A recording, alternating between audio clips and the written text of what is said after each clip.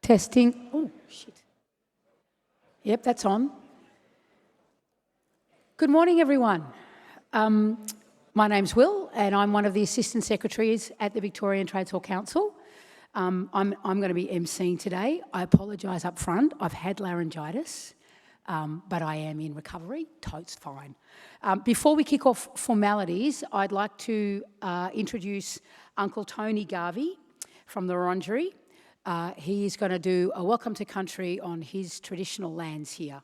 Would you please give a warm welcome to a man who asked me to describe him as the King.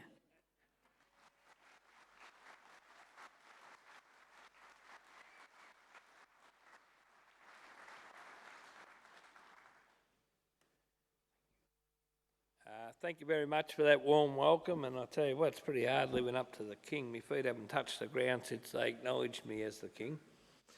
I'll start off with saying Wurminjika to everyone. So Wurminjika in the Wurundjeri Wurrung language means welcome. So welcome to all Indigenous and non-Indigenous people here today. I'd also just like to say I'm very proud and honoured to be here representing my people, the Wurundjeri Wurrung people from Corranderk out at Hillsville, on the Burrarung.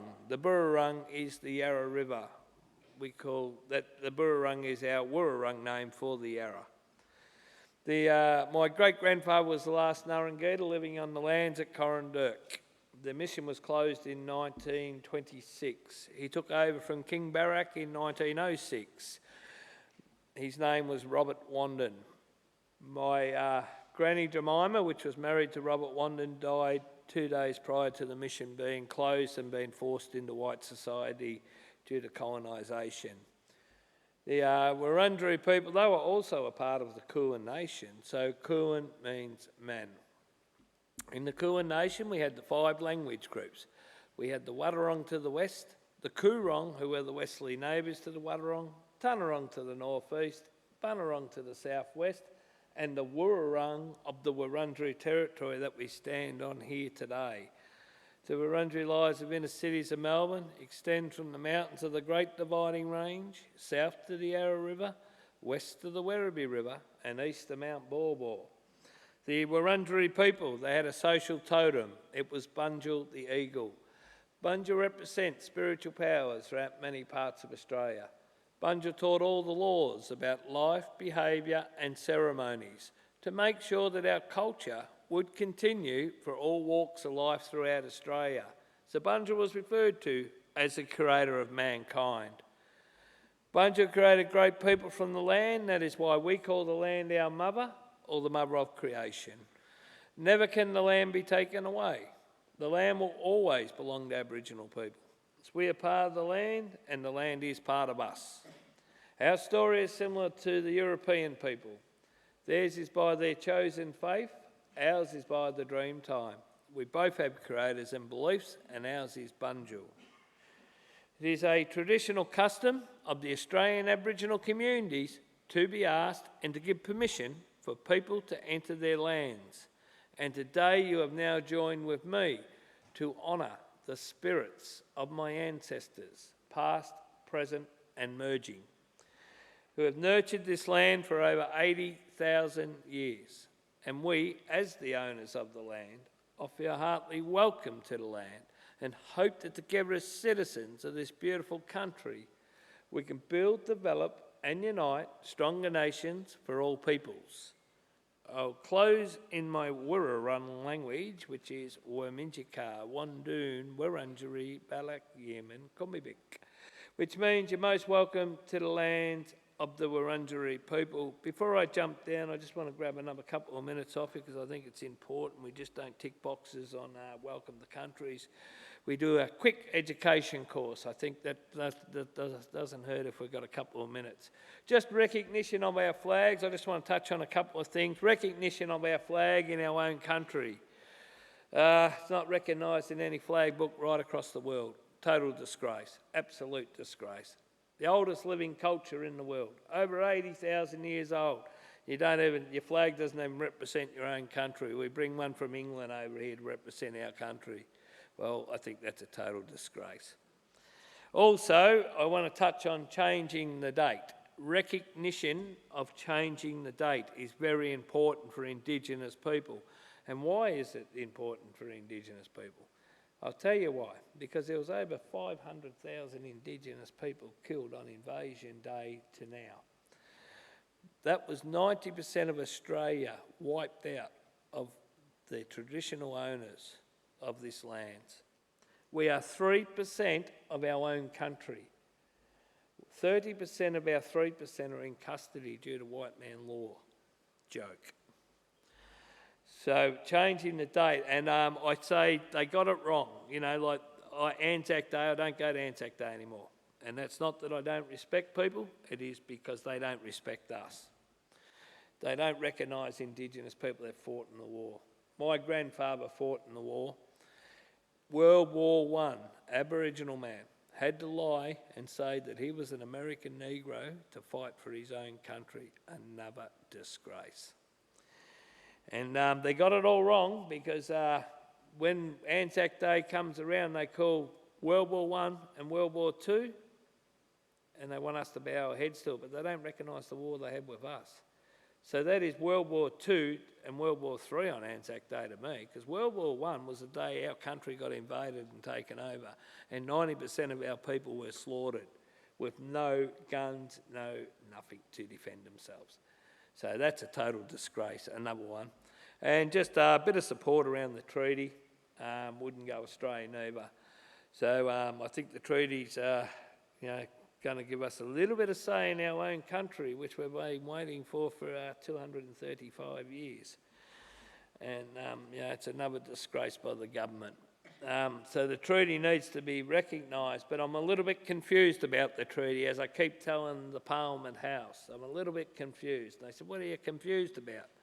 I said, well, I don't know why I'm asking you for a treaty. Shouldn't you be asking me for a treaty? We own the land, you don't. So why are we asking you? Totally confused, totally. But anyway, we'll roll off the punches. I'm sure they got something in the back of the filing cabinet to trip us up when treaty comes around, but we'll be ready for them. Thank you very much.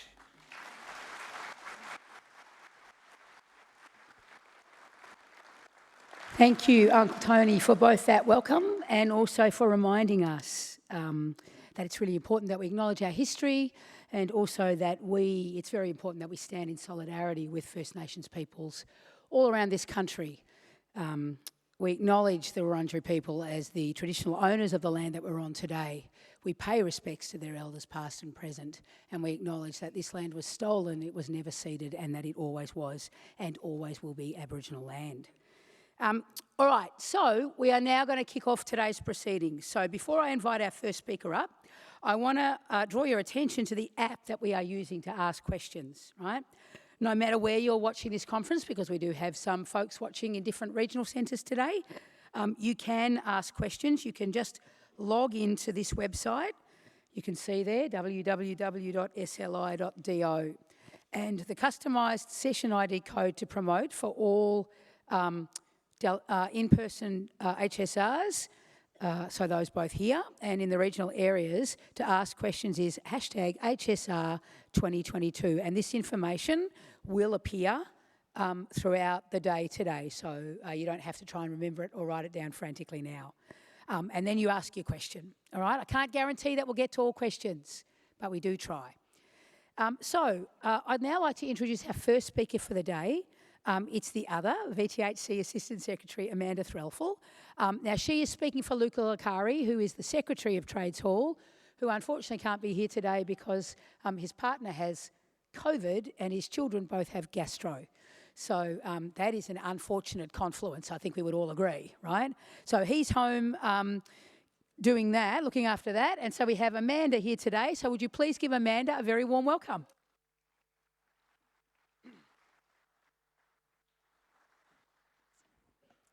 Thanks very much, Will. I'd like to acknowledge the traditional owners of the land on which we meet, the Wurundjeri people of the mighty Kulin Nation, and I pay my respects to their elders, past, present and emerging. Victorian Trades Hall Council acknowledges that this land was stolen, never ceded, and always was and always will be Aboriginal land. I'm absolutely thrilled to welcome you to the HSR 2022 conference, not only to everyone here in the room today, but to those streaming in from our regional hubs. I'd also like to acknowledge the 44 Victorian workers who have been killed at work or as a result of exposure to hazards in the workplace in 2022. This week, the first prosecution under the Victorian workplace manslaughter laws has commenced against a stonemason business director after a 25-year-old worker was fatally crushed by a loaded forklift. Every worker should be safe at work and every death is preventable. That's why every day we remember the dead and fight like hell for the living. HSRs in workplaces save lives. The theme for this year's conference is HSR Lifesavers. We will never know how many injuries and fatalities HSRs have prevented by standing up and speaking up. Today is a day that we recognise your incredible work. The last couple of years have been particularly challenging for everyone and reinforced how important HSRs are for workplaces. At the peak of the pandemic in January 2022, we saw over 50,000 COVID cases in a single day. We also saw the devastating effects of insecure work throughout the pandemic. Through no fault of their own, we saw workers in insecure employment having to make the heartbreaking decision of doing the right thing and staying home when sick, but of course missing out on vital shifts to earn money to pay for food and rent. Due to the advocacy of the union movement, the Victorian government introduced a sick pay guarantee, which provides up to 5 days of sick or carers pay to casual and insecure workers. This also includes contract workers. For those of you who have spent much of the past 2 years working from home, COVID has fundamentally changed the way many of us work. Working from home has gone from niche to mainstream. This comes with new hazards, such as isolation, establishing work-life boundaries, or access to suitable office spaces. Whether working from home or in the workplace, COVID-19 has placed significant demands on workers, and we're seeing that in the type of injuries that are now coming through. Mental health claims in Victoria are the fastest growing type of injury.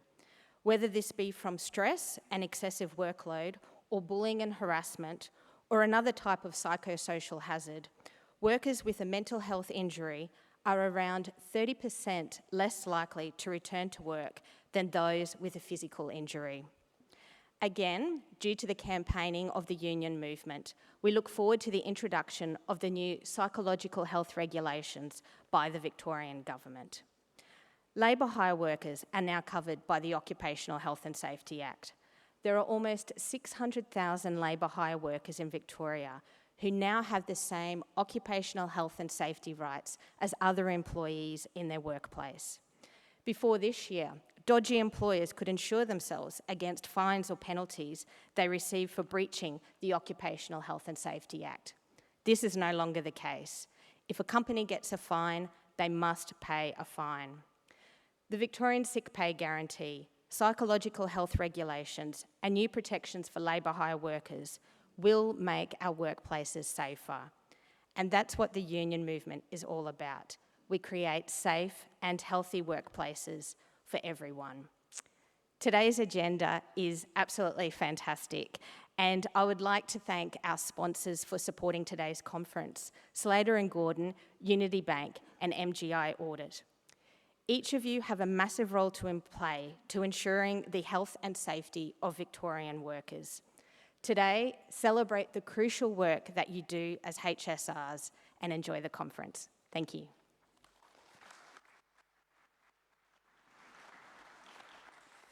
All right. I'd now like to introduce the Minister for Workplace Safety and, of course, the Minister for Early Childhood and Pre-Prep, Ingrid Stitt. I have to say, a great friend of the trade union movement as well. A great friend of the trade union movement. Thank you. Thank you very much, Will. And good morning, everybody. I'd also like to acknowledge the traditional owners of the land on which we're meeting this morning and pay my deep respects to elders past, present and emerging, and also acknowledge any Aboriginal people who are joining us today. I'd also like to thank both Amanda and Will for today's event and the whole team at the Victorian Trades Hall Council. It's been a real honour for me to be able to work as Minister for Workplace Safety so constructively with the Trades Hall Council and the entire union movement. I'd also like to acknowledge the CEO of WorkSafe, who's here today, Colin Radford, who you'll hear from soon, and of course all of you, our HSR lifesavers. It's a real privilege to be able to join you today and acknowledge the vital role that you play across Victorian workplaces in making sure that workers are safe. We know that poor safety in the workplace causes untold harm. We're reminded that each and every day a worker is injured or dies at work. And tragically, already this year, 44 people have died because of a workplace incident or an illness in Victoria, and that is simply unacceptable. Every one of those deaths was an unacceptable and preventable tragedy and highlights that our work is not done. Our government is absolutely committed to making sure that every Victorian worker is safe at work. And I, for one, absolutely refuse to accept that any form of workplace harm is just the price that we have to pay to do business. As you all know, all Victorian employers must ensure that they're eliminating or reducing the risk of workers' health and safety, and WorkSafe won't hesitate to prosecute when employers do the wrong thing. HSRs are absolutely critical to safe workplaces. You identify hazards and risks before a worker is injured. So you can and should feel very proud of the role that you play. You make an enormous contribution to making sure that workplace harm is minimised in our state. The Andrews Labor government will always continue to look to ways to support you in your role, to provide you with the tools you need to raise health and safety issues with your employer and to protect you when you do so. Today's conference is an opportunity to shine a light on you, our HSR lifesavers. I want to personally acknowledge and thank you all for the role that you play, particularly over the last couple of years that have been enormously challenging. During the COVID-19 pandemic, I have no doubt whatsoever that many of you literally saved people's lives in taking on the health and safety challenges during the pandemic. The Andrews Labor government will always be committed to delivering important reforms to make sure every workplace in Victoria is as safe as possible and that injured workers and their families get the support they need. We were proud to deliver on our commitment to make workplace manslaughter a crime. The workplace manslaughter laws hold employers to account and, most importantly, give heartbroken families the justice they deserve. Our workplace manslaughter laws came into effect on the 1st of July 2020, and the new offence aims to prevent workplace deaths, providing a strong deterrent for officers and organisations from breaching their occupational health and safety obligations. Employers owe that duty under the Occupational Health and Safety Act to provide a safe and healthy workplace. If an employer breaches their duties under the OHS Act and negligently causes the death of a worker or a member of the public as a result, then they can potentially face significant fines under this legislation, including jail time. If convicted of workplace manslaughter, body corporates face fines of up to $16.522 million, while individuals can face up to 25 years jail. I think that demonstrates the importance of this legislation as a powerful deterrent, and the fact that our government doesn't shy away from introducing reforms that are needed. We've also implemented a $10 million package to strengthen WorkSafe's investigation and enforcement capacity. To enforce these laws, WorkSafe has also established a fatality investigations team of specialist investigators to lead investigations of workplace manslaughter. Of course, we know, unfortunately, that the rise of mental injury in Victoria is significant, and we know how important it is for workers to get help as soon as possible when they suffer a mental injury. That's why we launched and legislated provisional payments scheme in July last year. Before this reform, workers could wait up to 5 weeks before receiving payments to access important treatment or support for a mental injury. This meant that many workers were faced with out-of-pocket expenses, the cost of GP visits, psychiatric or psychologist appointments and medication, and for many this was a financial barrier that was just too great. The scheme provides eligible workers and volunteers with a mental injury claim with payments to cover medical and like expenses while their claim is being determined for up to 13 weeks, even if their claim is ultimately rejected. The scheme allows Victorians who suffer a work-related mental injury to access treatment and support as they need it, ensuring they're no longer having to choose between delaying critical care or facing stressful out-of-pocket medical and like expenses. And I'm really proud that already thousands of workers have been able to use the provisional payments to access the support they need and helping them return to work sooner. We're also working to prevent mental injury from happening in the first place, and employers must provide a working environment that's safe and without risk to health and safety of workers, and this includes the risk to psychological health. We'll continue to work with stakeholders to develop psychological health regulations, which will provide a clear guidance to employers on their obligation to protect workers from mental injury in Victorian workplaces. And these changes will ensure that psychological hazards are on the same footing as physical ones, because we know that they can be just as harmful to a worker's safety and well-being. I was also really proud last year to establish the Ministerial Task Force on Workplace Sexual Harassment. The task force worked incredibly hard last year and has delivered advice to me, making 26 recommendations right across a number of different government departments and agencies.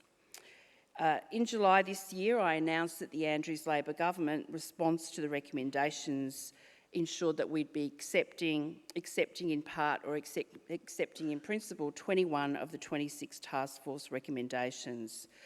The overarching recommendation of the task force is that work-related gendered violence and workplace sexual harassment be treated as an occupational health and safety issue, because simply a workplace where sexual harassment is occurring is not a safe workplace, and the government has accepted this recommendation in full. Significantly, we've also accepted the recommendation to restrict the use of non-disclosure agreements, which are often misused to silence victim survivors of sexual harassment, protect employer reputations and avoid full liability, and they can also be used to hide serial offending. We've also invested almost $7 million over 3 years to expand WorkSafe's successful Work Well program, and part of that program will be dedicated to preventing workplace sexual harassment. The Work Well program provides practical support and tools for employers to create mentally healthy workplaces through funded projects, learning networks and online toolkits. I also just want to briefly touch on some of the continued changes we've made to protect workers impacted by the debilitating effects of silicosis, to help them and their families get quicker access to the payments, healthcare and support they need. Eligible workers in the stonemason industry can now access health screening and treatment at the WorkSafe Alfred Occupational Respiratory Clinic, where they can receive both their health outcome and treatment plan on the same day. We've introduced an Australian-first licensing regime for businesses working with engineered stone to better protect Victorian workers from exposure to dangerous silica dust. From November this year, employers who work with engineered stone must have a licence, and failure to have that licence may be used as evidence against them in criminal proceedings. This is a terrible, shocking disease. This is the new asbestos in our country, and we have to do whatever we can to minimise the harm that's being experienced by particularly workers in the stonemason industry. As Amanda touched on earlier, I was also proud that we've introduced important reforms to ensure labour hire workers will benefit from increased rights and safety conditions, ensuring that they're on the same level of protection as any other worker in Victoria. And following the Rosen review which was an independent review that the government commissioned into the current agent model for managing complex workers' compensation claims, we've already started significant work on improving the management of complex claims and outcomes for injured workers. And I think that probably Colin will talk a little bit about what WorkSafe are doing in this area, but we want to make sure that all of the support for injured workers is worker-centred interventions that help them recover quickly and safely and see them back to meaningful work. And I'm very proud that WorkSafe have been able to already this year set up a new recovery support team that's directly managing the claims of approximately 2,000 long-term injured workers. These reforms are more designed to create a foundation for safer workplaces right across Victoria and save Victorian lives, and to make sure workers have the support they need when they need it. But our work is never done, and I hope I'm lucky enough after the state election to still be able to work closely with you as Workplace Safety Minister, but we will see what the will of the Victorian people is. Thank you again for putting up your hand for an incredibly important job in our state. Your role is hugely important and for your continued commitment in protecting and advocating for health and safety right across Victorian workplaces. I hope you have a fabulous conference, and I'm really pleased that you're able to be back in person to enjoy today's event. Thank you.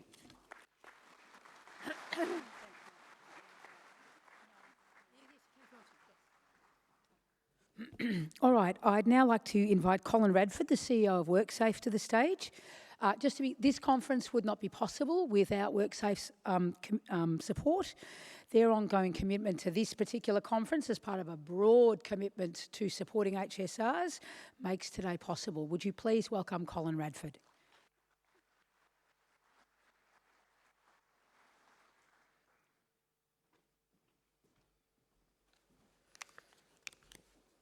Good morning, everyone.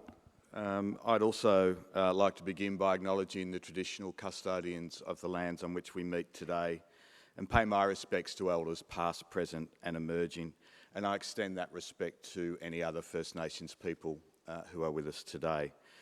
I'd also like to acknowledge the Minister for Workplace Safety, Ingrid Stitt, and especially thank Will and Amanda and all of the team at the Victorian Trades Hall for the opportunity to join you this morning.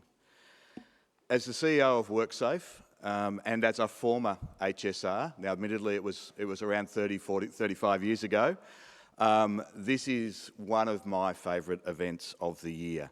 And it's especially pleasing this year to be able to do it in person and to see all of you in the room, and also the people that are obviously joining us in the regional centres online.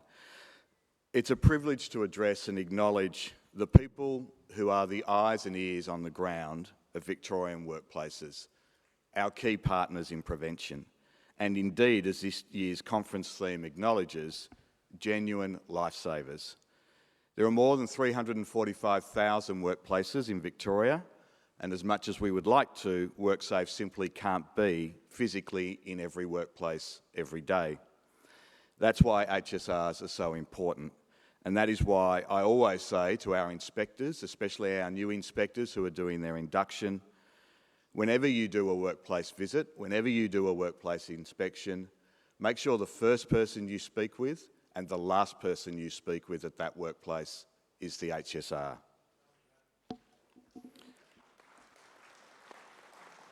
Thank you. And I did hear that comment doesn't happen, and we're working on it, trust me. Trust me, we are working on that. As that direct line and conduit between workers and management, you are there every day. You see the issues, you hear the concerns, and you are a trusted voice for your colleagues. In ensuring people are consulted on health and safety matters, you not only make people feel safe, and your contributions can ensure that people are safe. For all of this and more, WorkSafe is very grateful to each and every one of you. We know your contributions have saved many of your fellow workers from serious injury or worse. And as has been mentioned, this has been especially true throughout the COVID-19 pandemic. It's hard to believe that we're still talking about this almost 3 years after it began. But it is absolutely clear that HSRs played a key role in keeping Victorians safe. From assisting in risk assessments, communicating updates to COVID safe plans, supporting new processes to reduce the risk of transmission, making inquiries about PPE and communicating and consulting on issues or concerns raised by your designated work groups, all in a challenging, fast-paced environment in which there was frankly no playbook. No one had done this before. Your efforts were incredible. In fact, they were immense. And in many respects, it's been HSRs who have led from the front right throughout the pandemic, reacting swiftly, initiating important safety conversations, and helping workers and workplaces adapt. I understand today that you're also going to hear from 3 HSRs about their particular experiences during COVID-19, and I want to thank them for sharing their stories, their triumphs and their challenges, so you can learn and draw strength from each other. Because for better or worse, as Amanda mentioned, COVID has changed the way we work.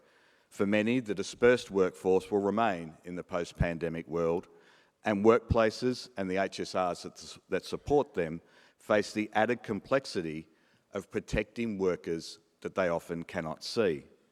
So while it may not be over yet, you can be proud of the way you have mitigated and navigated the pandemic and continue to do so to help keep workers safe. Our own HSRs at WorkSafe, as you would expect, are no different, and I'm deeply grateful for their engagement, commitment and contribution. But outside of a global pandemic, HSRs save lives every day, from well-known hazards such as falling from heights or being crushed or hit by moving objects, through to mental injuries and their drivers, such as bullying and work-related gendered violence, including sexual harassment. This is why we celebrate HSRs every year in our WorkSafe Awards, for the work you do to reduce workplace harm and ultimately save lives. Like Adrian and Chris, our 2021 WorkSafe Award winners, they went above and beyond to bring an end to indoor smoking at Crown Melbourne, which posed a significant health risk to workers. Or like our finalist Alice from University Hospital Geelong, who worked to ensure the health, safety and well-being of Barwon Health nurses was a priority so they could care for their patients. And like fellow finalist Cameron at University High School, who was the first ever HSR at his workplace and embraced what it meant to be that voice for his colleagues and show both them and his employer the benefits an HSR can bring to their workplace. Every HSR has their own story to tell and contribution to make, whether you're the first HSR in your workplace or a long-standing representative. What you share with Adrian and Chris, with Alice and Cameron, is that you have volunteered. You've been elected and entrusted to represent your colleagues with a conviction that there is always a better and a safer way.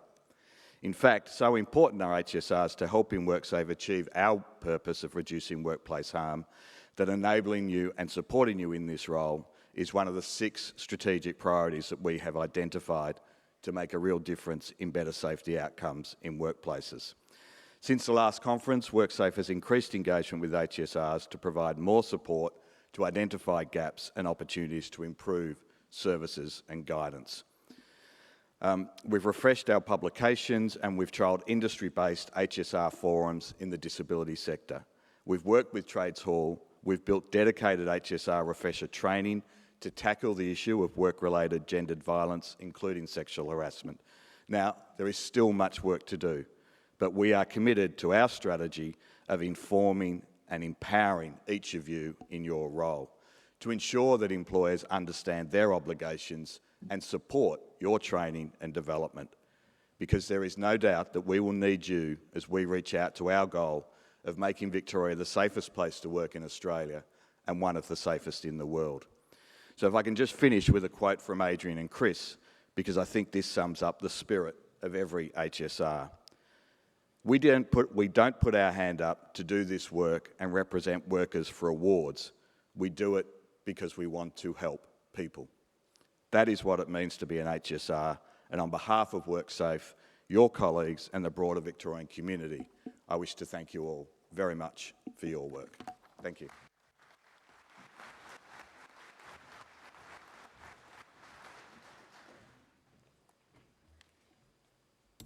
All right, there's time for some questions, and I'm going to get Amanda to come up here. So if you go to the, you see there, if you go to that website, look at me go, 57, I understand, websites. There's a website there and there's a hashtag, and if you do that, you can ask questions. So there are some questions up there already. I'm going to ask and you can thumbs up to questions as well there. Awesome. So the question that's been asked is around workplaces intimidating HSRs. I'm going to ask this question in a couple of bits, and anyone can answer this. The first is, what can we do in terms of preventing workplaces from intimidating HSRs? How do we make sure, I'm going to reframe that slightly, how do we make sure that employers understand the rights of an HSR, what they can do, so that they understand that they should not be doing that? And then the second part to the question is, what can an HSR do if they think that they are being intimidated?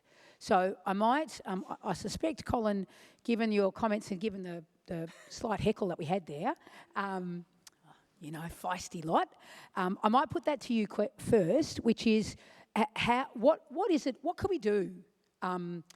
We and WorkSafe and everybody do to make sure that employers understand what an HSR can do and their powers.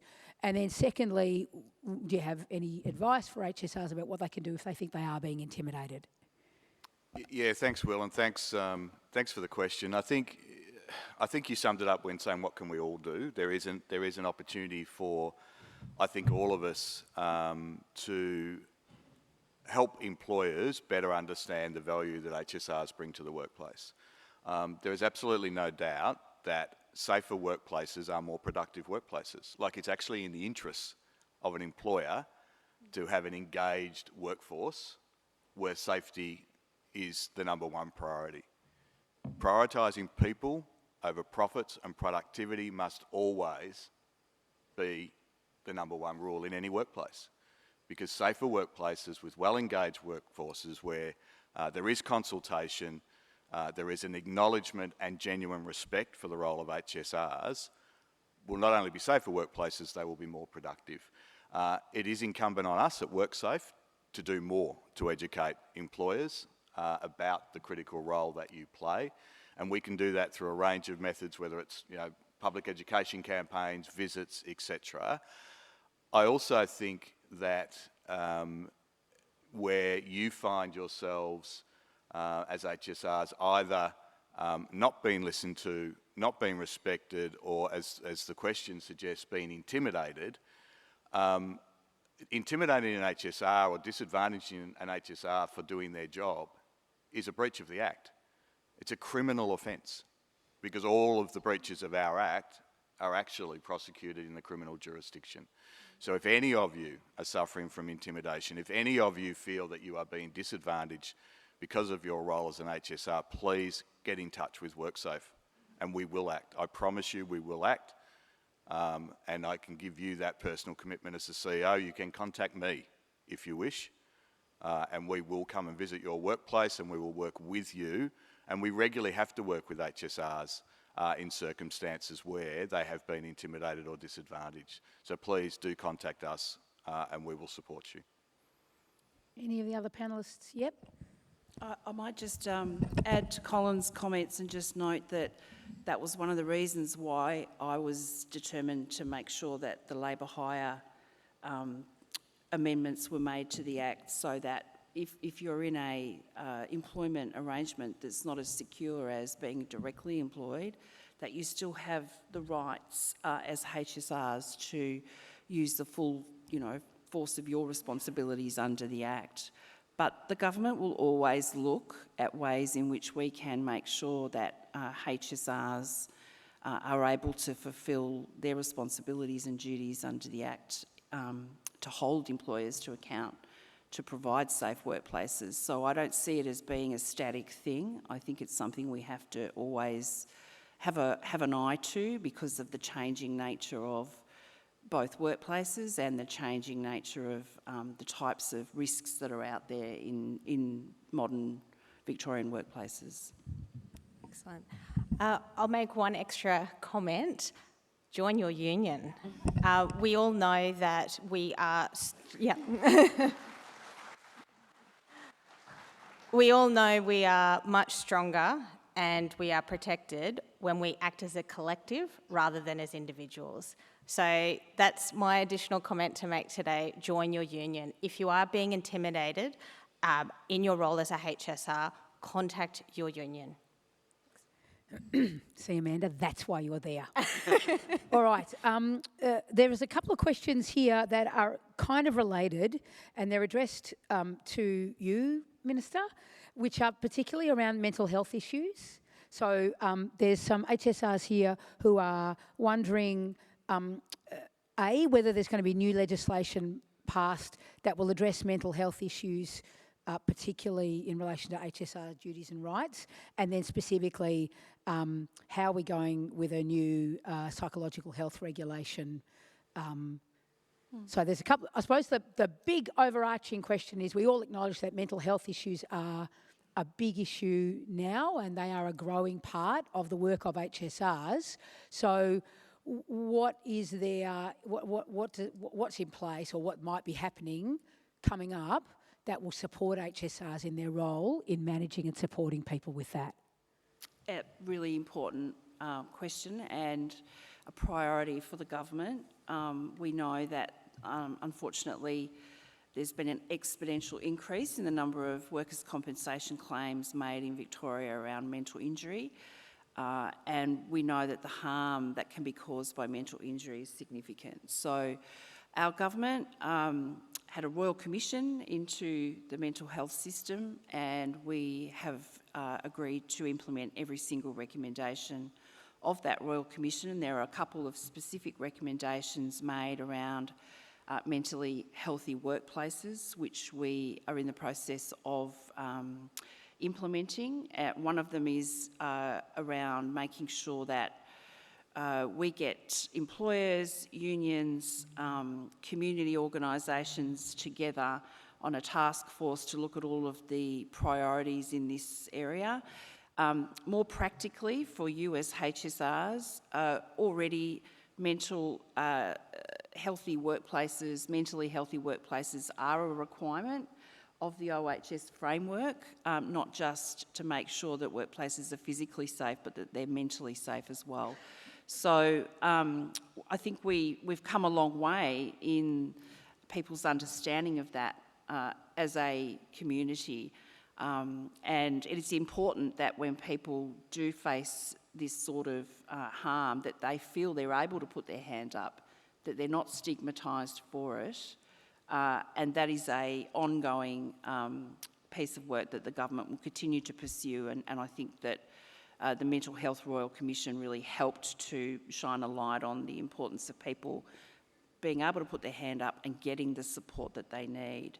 From an OHS point of view, I talked a little bit in my speech about what we're doing in relation to sexual harassment in the workplace, but a hugely important tool for HSRs will be the finalisation of psychological regulations in the workplace.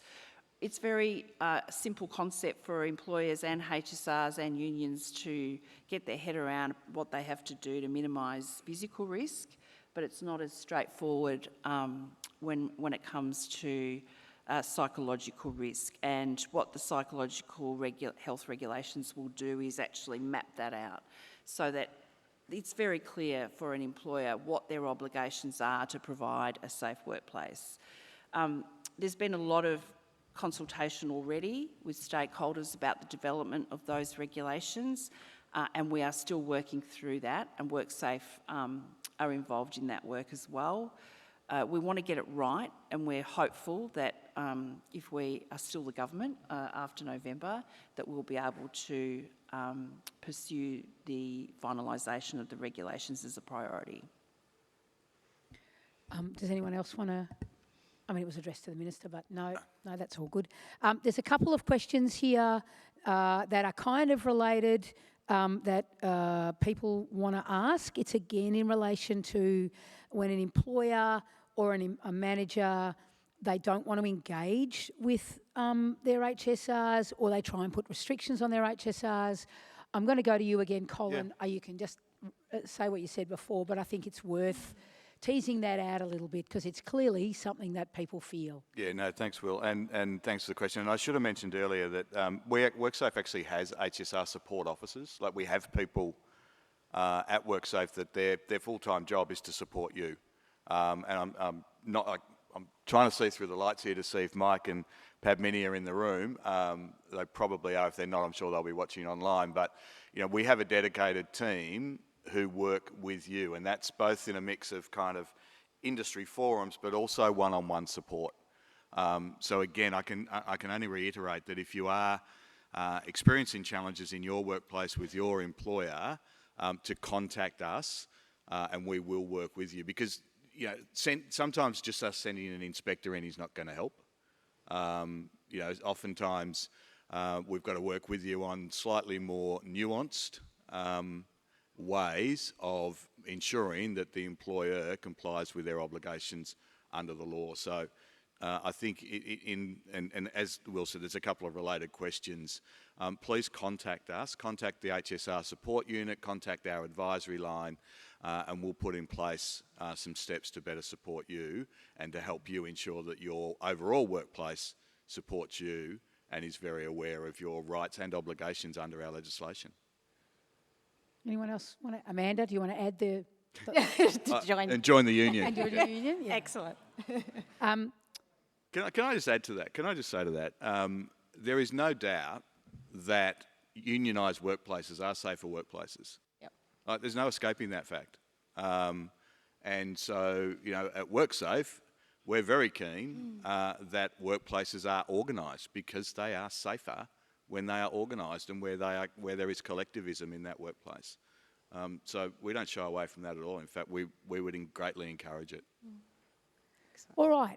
Would you please join me in thanking Colin, the Minister, and Amanda for being here today. I'm very grateful always that Colin fronts up. He always knows he's going to get questions from you about HSRs not feeling supported, but he always fronts up. The Minister always comes and answers questions, and we know sometimes as HSRs we get, you're frustrated about the legislation, but comes every single year and answers the questions. And Amanda, who kindly stood in for Luke today, who's been home. So would you please thank me, join me in thanking Colin, Ingrid, and Amanda.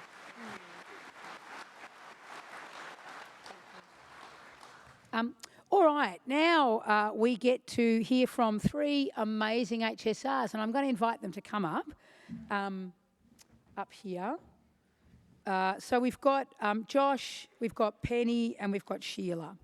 and they are going to share their stories with you.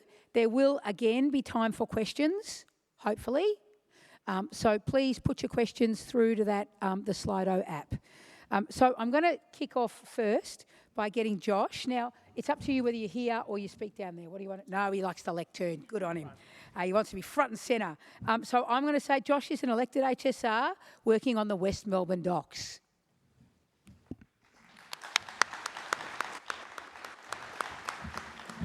How you going, everyone? Welcome here today. Thanks for Trades Hall for putting on today. It's great to actually be back in a room full of people instead of watching a computer screen. So just quickly, a couple of things. So today, try not to keep it too long. Try not to swear too much. Don't kick the media too hard. I think they were the main things. So my name's Josh. I was an elected HSR. This story I'm about to tell you happened back in April of 2020, so right at the start of COVID. So I've been a HSR for 6 years, a union delegate for the MUA for 8. Suffice to say that the company probably don't like me too much, but it means we're doing a good job.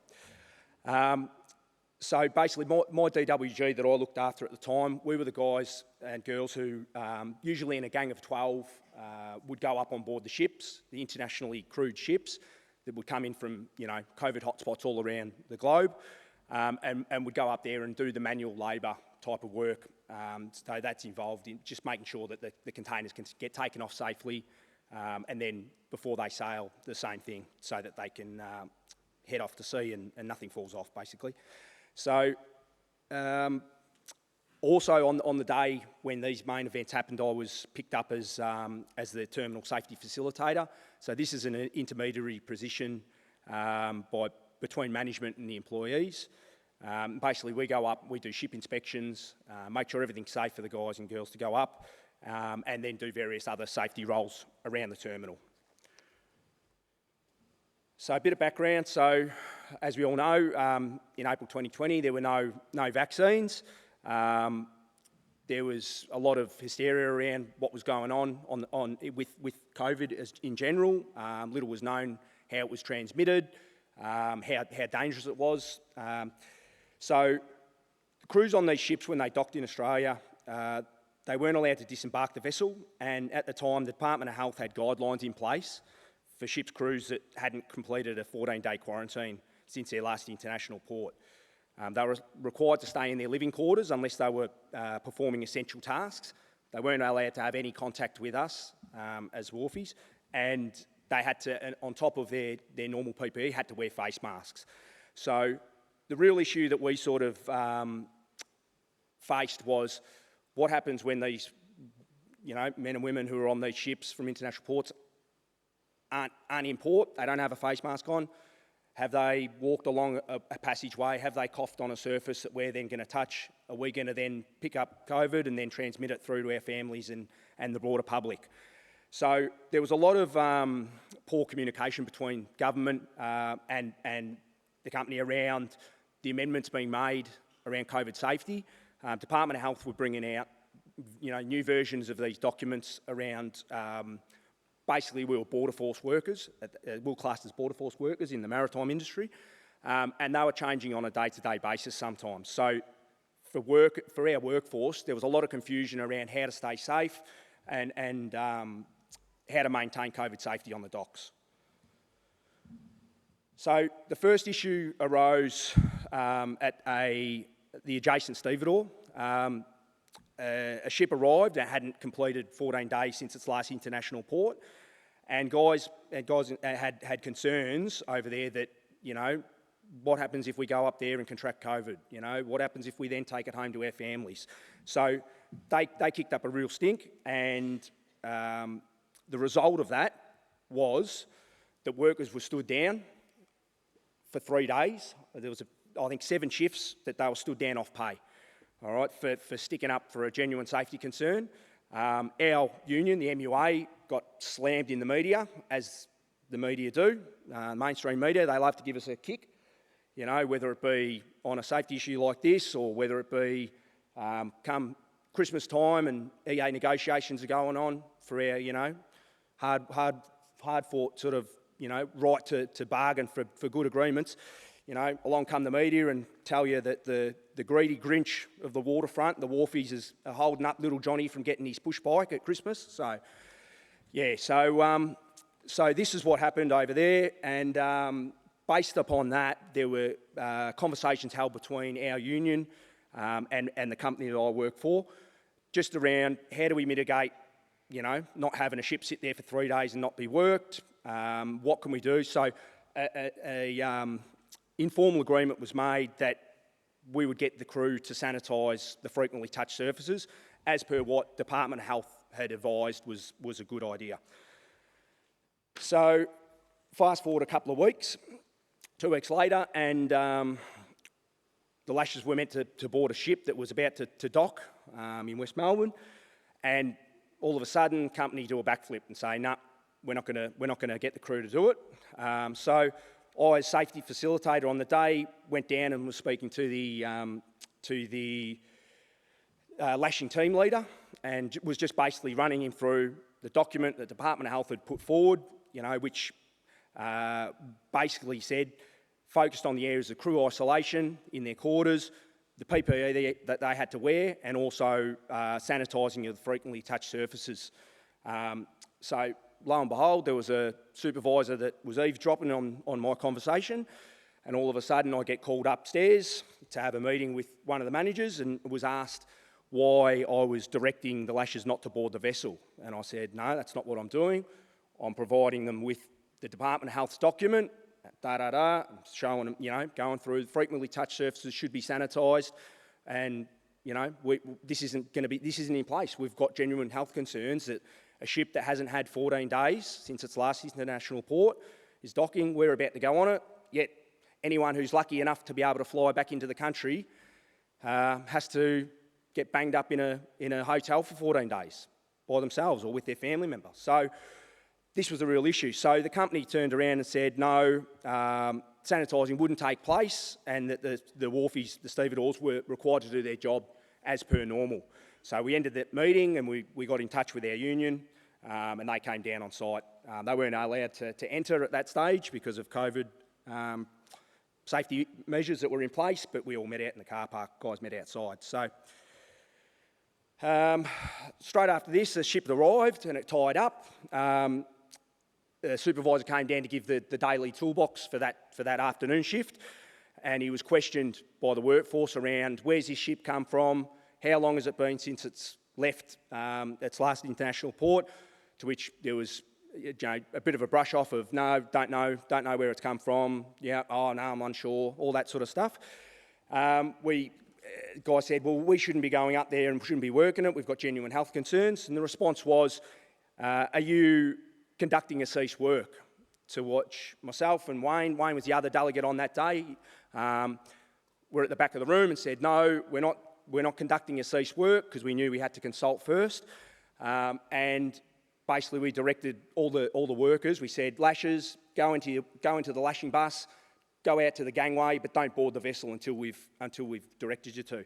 Guys in your straddles, get in the machines, in the cranes, go out to your point of work. We're not refusing to work, but we're not going to board this vessel until our health and safety issue has been resolved. So we went upstairs and had a conversation with management, and it was quite unusual to start with. Should have probably been a red flag, but instead of having a manager or two managers and potentially the health and safety manager in place, we had HR present, which was odd, and a plethora of anyone and everyone from the company that was in that room. So we basically said to them, you know, we've got genuine safety concerns about this vessel and future vessels coming into port, you know, and these are our reasons behind it. This is what the Department of Health are stating. And then we were met with a comment of, are you, which was, and it was even funny how they said it to us. Are you here in your capacity as union delegates? And we said, no, we're not. We're here in our role as health and safety reps, because this is a health and safety issue. HR started, speaking to us and saying, are you refusing to go to work? And we said, no, we're not refusing to go to work. Basically, they were saying to us that this was an industrial issue and not a health and safety issue. They were saying that it was illegal industrial action. And we said, no, it wasn't. So we then we basically said to them, okay, can we then go, if you're not going to get the crew to sanitise the vessel, can we go up and sanitise the vessel ourselves? To which they said no. We then were told, right, there's a list of all these essential items that are on board this vessel. You can imagine what was on there. There would have been toilet paper and ventilators and face masks and this magical ship that had sailed from the land of Oz that had everything in it. It was quite amazing. But they said, no, you're holding up productivity, basically. So no, we want it all started. So we went downstairs and tried to work out what our next course of action would be, whether or not we were going to get WorkSafe in to adjudicate on it. And we were gathered in the mess room again. Management went through a pre-prepared statement, which they sort of half read to us and then was cut off by HR. So something had filtered back into the top and they changed their mind. They asked us to come back upstairs and continue consulting with them, which we then offered the suggestion of us sanitising our own points of work.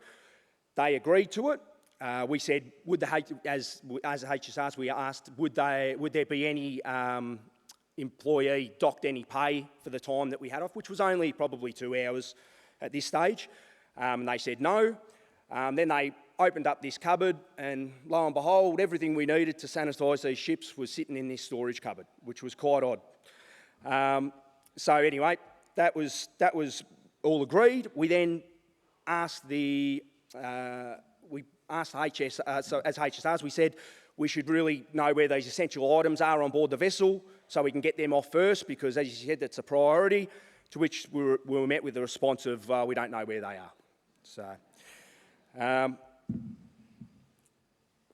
lastly, this was sort of a good case study of us raising a genuine health and safety issue, the company trying to make it an IR issue as opposed to what it genuinely was, a health and safety issue.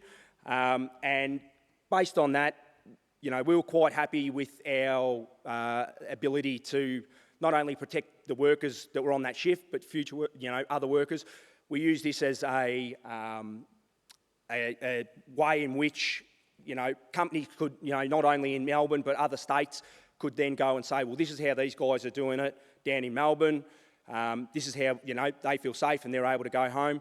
And we didn't have from as far as I know, we did not have a COVID case come through the port in the whole time through COVID.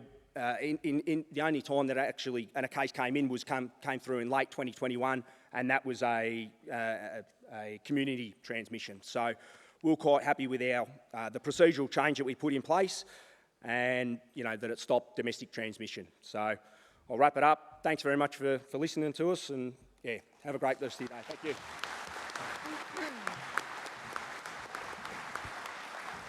All right, thanks, Josh. I think we're all very well aware of the challenge in ports and the fact that if, with COVID, that if proper measures weren't put in place, we all saw what happened in Sydney early on in the pandemic when those measures were not put in place adequately. I'd now like to introduce Penny. Penny's an elected HSR working in a childcare centre. Thanks, Will. Do you want to come up here or do you want to do it from there? For sure, I'll come. Penny's a bit nervous, just so you all know.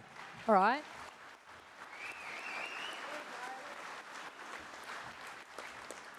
Good morning, everyone. It's a pleasure to come and speak to so many HSRs.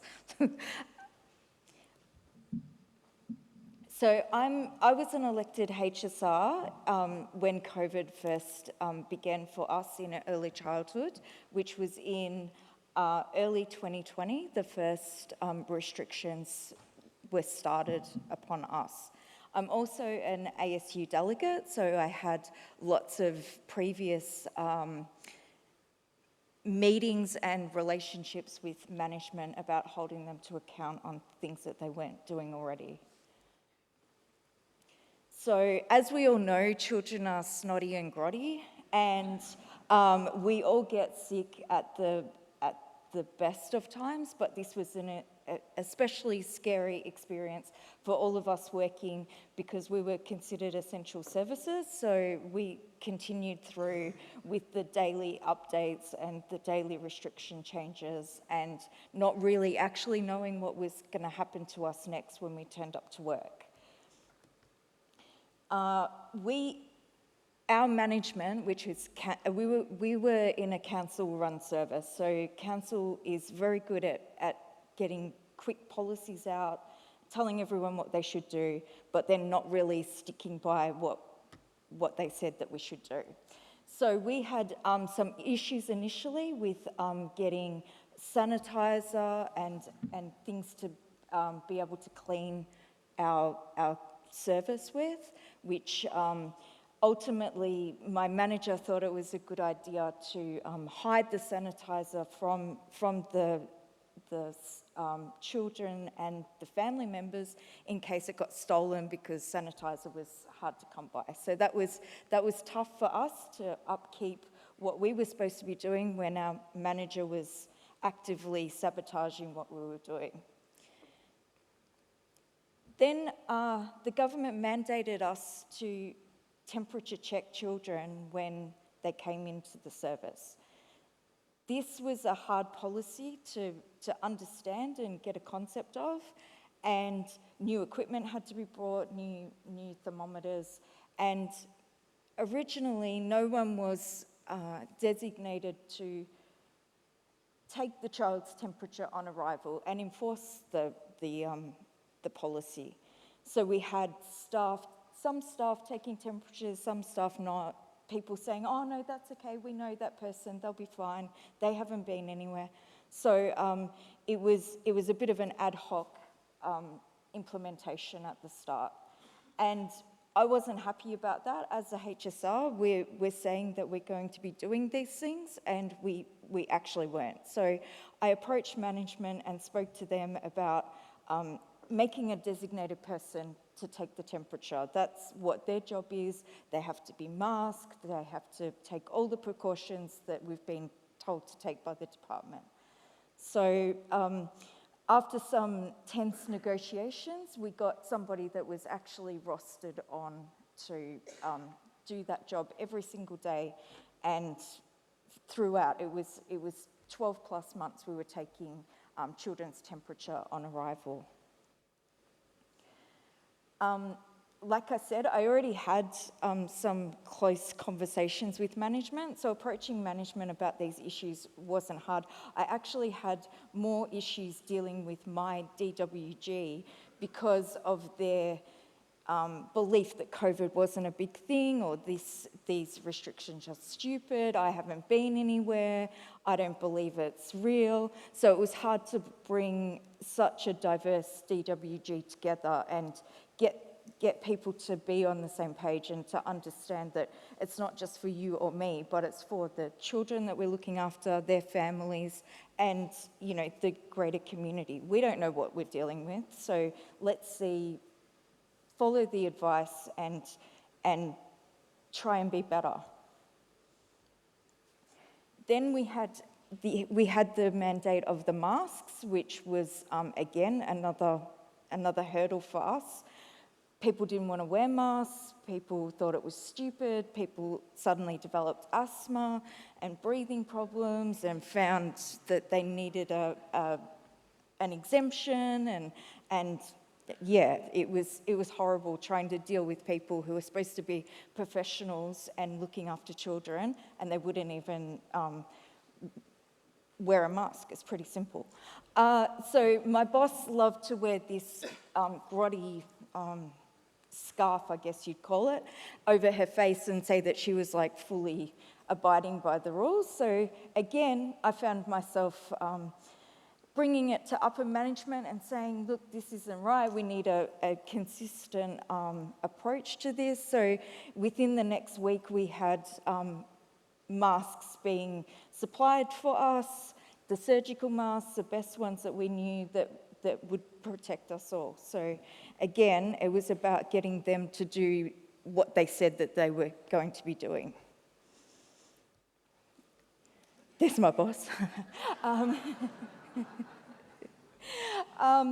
Management, like I said, rolled out the policy, told all 100 staff that they had to do this, and it was much easier than if the policy was coming from the top, and also I was speaking, using my relationships that I already had with people to try and get them to undevelop asthma. My favourite issue out of the 3 issues is the ventilation issue.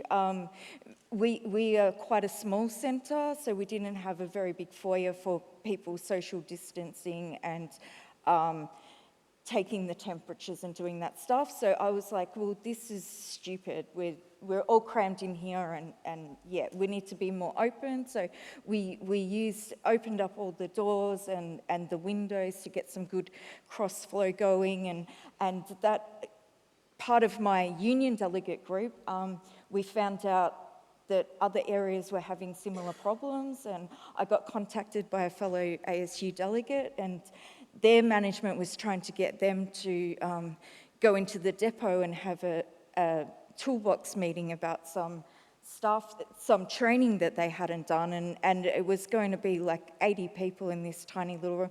He's like, nah, this isn't right, is it, comrade? And I'm like, no, that's not right, man. So we got the COVID safe plan, and he looked at it, and he realised that the meeting wasn't even scheduled as a part of their COVID safe plan. So evidently the meeting got delayed, and the correct procedures that council was supposed to be doing in the first place got implemented.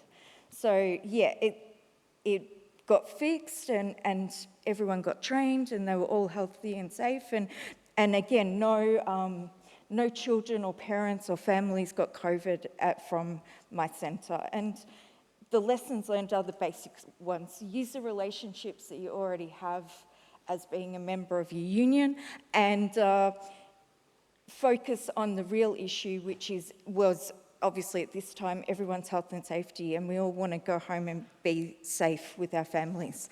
Thanks heaps.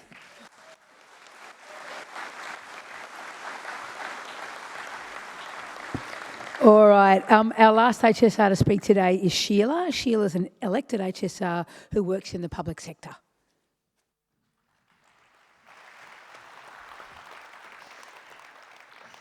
Thank you. Yes, I'm a public sector employee, and I'm a CPSU, proud CPSU member. My work can best be understood as client-centered casework. And for simplicity, I'll refer to myself and my colleagues as caseworkers today.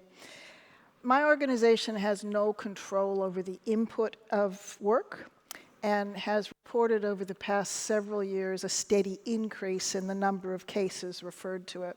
However, in that same period, there was never a corresponding increase in the number of caseworkers available to do the work. When this issue was first raised, the organization had one unelected HSR and a rather informal HSR structure. That HSR had been doing the work for about 12 years, but in late 2020 they resigned, leaving us with no health and safety representation at all. His resignation coincided with a meeting that union members were having with our union, the CPSU, to discuss issues around psychological health and well-being, around excessive workloads that they had been trying to address for quite a long time. Prior to this meeting, I'd been working in another program area, but I attended the meeting because I was about to come back and take up my role as a caseworker again. In the course of that meeting, it became painfully obvious that the informal structure we had in place to address issues like the ones we had just weren't working, and that we really needed to do something about that. if we didn't have a properly constituted occupational health and safety structure in the organization, we just couldn't move things forward. So at that meeting, after having some very good advice and information from the union, I undertook to do the work necessary to create that structure. And at the end of 2020, I requested that my employer establish 4 designated work groups represented by 2 HSRs in each work group. To my surprise, they responded pretty quickly to that. And by early 2021, that structure was in place, and there was at least 1 HSR who had been elected for each of the 4 work groups. So the work caseworkers do is complex, and it's very emotionally taxing at times. It involves spending a lot of time on the road. We're a statewide service and dealing with many stakeholders. It's governed by legislation, and as public sector employees, we're required to keep really very thorough and detailed records of what we do. It's always been the case that our main KPI, the main measure against which our work is judged, was how many new cases we accepted every year. If a caseworker didn't meet the number, it was unlikely that they would be able to progress within the VPS structure. So there had also been, over a period of time, significant changes in the service systems that we work with, which had already had a significant impact on our workloads. But the last straw came in early 2020, March 2020, with the commencement of new legislation governing the work we do. And then, just almost immediately, a few weeks later, being required to work from home. The new legislation significantly changed the way the work was done, and it now more than ever obliges caseworkers to meet in person with the client. And this was obviously mostly impossible during lockdown, except in extraordinary circumstances. And to make things even more challenging for caseworkers, when they first worked from home, in the initial periods of working from home, they simply didn't have the technology to be able to do their work. They were using their own phones, and this is nobody's fault. I mean, who would have known that you'd need so many laptops for your entire workforce and that sort of thing? But they were using their own mobile phones, and they were also sharing laptops.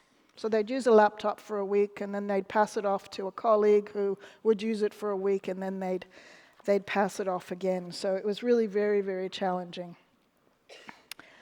So with an established OHS structure in place, the HSRs were able to formally address the workload issue. I was fortunate that in my DWG, 2 HSRs had been appointed. The other one left the organization several months later, but in the initial stages of consultation with management, we were able to support each other, and it was very daunting at times, but it was terrific to have that support. Prior to our election as HSRs, the caseworkers had tried many different ways to have the issues around caseload addressed, but they hadn't been successful. After our election, they raised the issue formally with us, and after broader consultation with the DWG, we as HSRs raised the issues both in writing, by email, and in a meeting with our program managers. We're basically asking for 3 things. We wanted a reduction in the new case allocations. We wanted the complexity of our cases to be taken into account when determining whether a caseworker had met that KPI.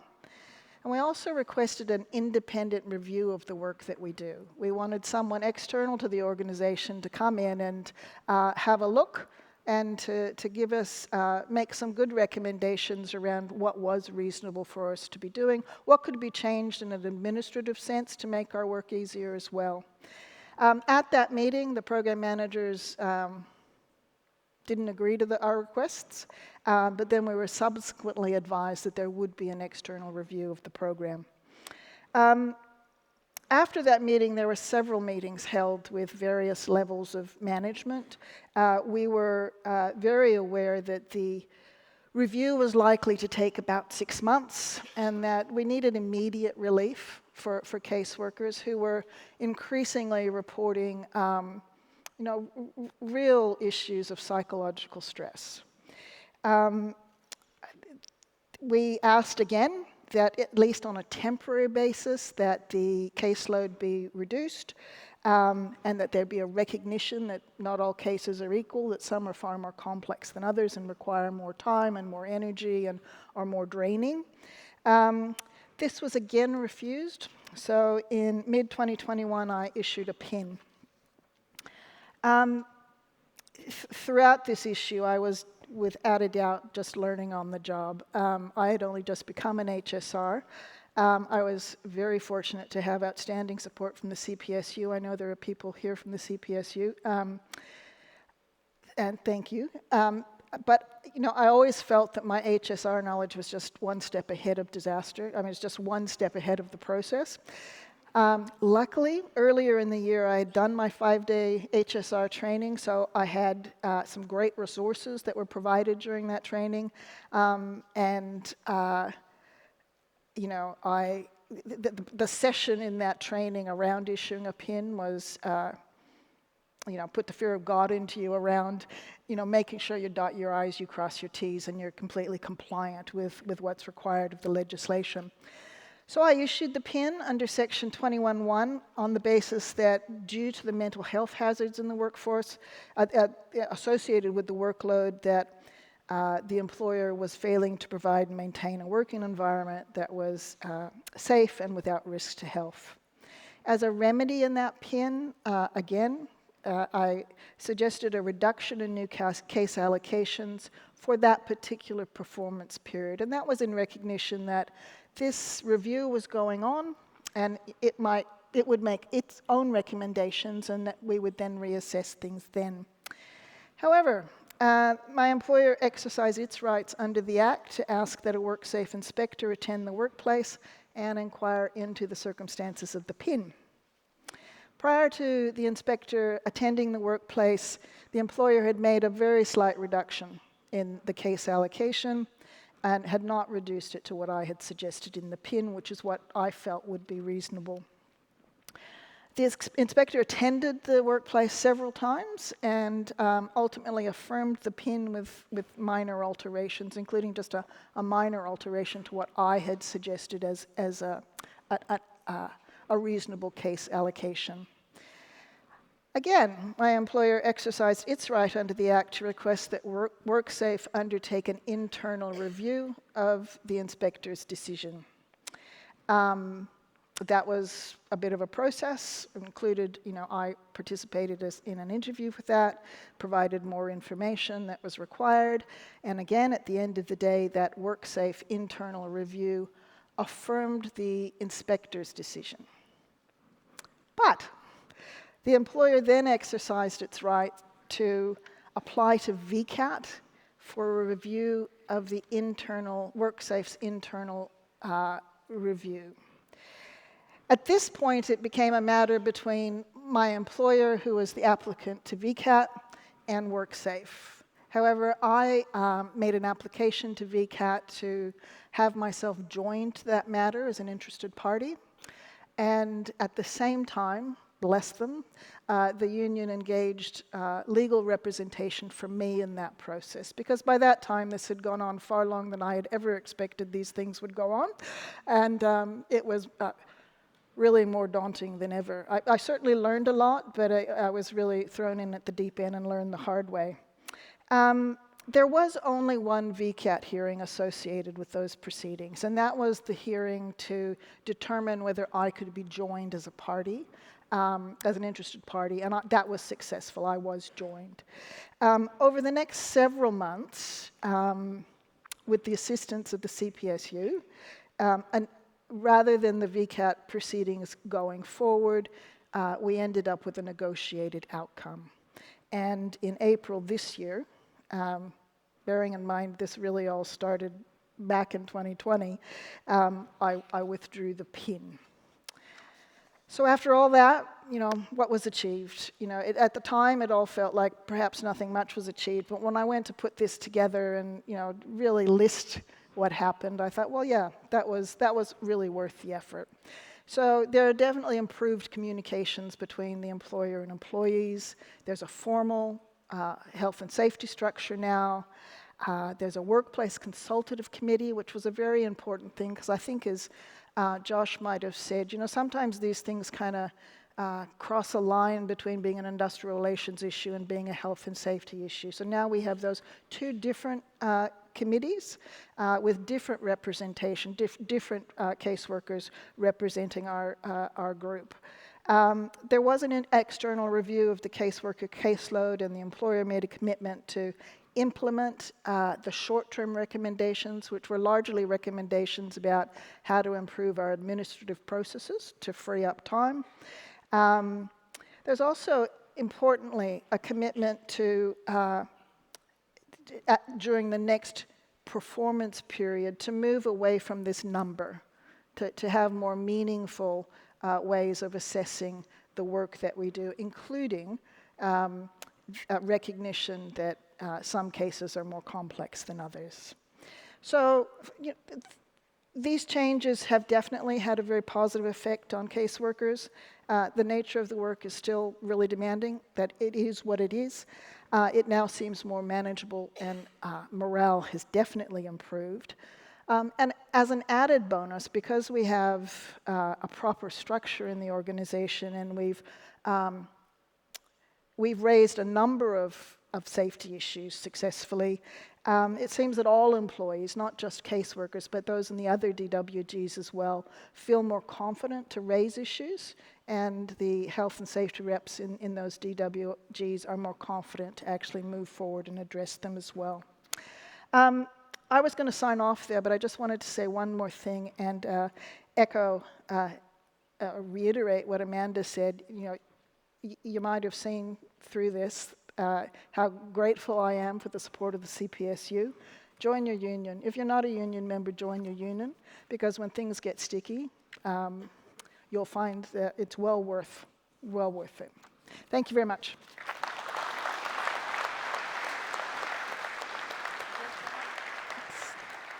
All right. We've got time probably for one kind of question. So I'm just going to say all three of these amazing HSRs brought their DWGs together at times in very difficult circumstances where there wasn't a unanimous view amongst their DWG, and they have all challenged management in circumstances where that, certainly in an extreme case, where that was very, very difficult to do. So I'm going to sum up the questions that we've gotten so far and put them to you as one question, which any or all of you can choose how you answer. What advice would you give to other HSRs here today if their DWG isn't all in agreement about the issue? And Penny, you can see that that question has come up a couple of times in relation to particularly your presentation today, and also when management are very difficult and challenging, what advice would you give to them? And I think the two comrades at the end there can probably talk a bit more about that. So those are the two kinds of, the thrust of the questions we're getting is, what do you do if your DWG isn't in agreement? And what do you do when your management are being really difficult? What advice can you give? I'm going to start with you, Penny, because the first question comes to you, I think. We all know that it's really hard to be the person at the front and leading people behind you that usually disappear halfway through. In this situation, it was quite easy to stand my ground because we had advice coming from higher. It wasn't about something that was broken or something that didn't work properly. It was umbrella of advice coming to us. So I had I had papers, I had rules, I had whatever to stick by. But definitely it took a mental toll trying to deal with people who were just stupid. Like, you can't fix stupid, right? So what you have to do is try and find, I say, what appeals to people's greed, what makes them tick, what makes them work. And in the end, it was, at least we're lucky to be able to come out of our houses. People are stuck at home on screens, or maybe don't even have jobs. So let's just shut up and do what we have to do to keep our job. Because at one point our industry was looking at maybe closing down, council was looking at amalgamating our service into one service. We just needed, and that's basically for people that love money, which we all do. I just said to them, it's either you do this or we might not have a job. So yeah, in the end that kind of worked, but it was definitely hard because we had lots of politically based conversations with children which weren't appropriate from some staff, and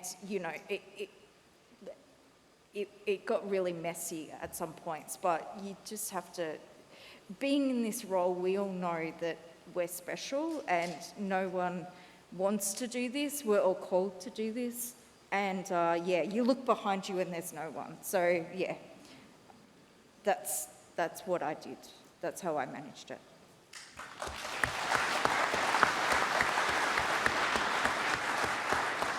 I would summarise that as lots of conversations. I reckon that's what that sounds like to me. And to our two comrades at the end there, when management are being very difficult, what advice would you give, apart from join your union, but what advice would you give to the HSRs around when it feels like you're getting to the pointy end of this? What keeps you going? What's the advice you can give? I'm very, as part of our work, we deal with lots of bits of legislation. We're not lawyers, but we have to follow lots of rules. And I always fall back on that, really, that no employer, particularly a public sector employer, wants not to be doing what it's required to do. I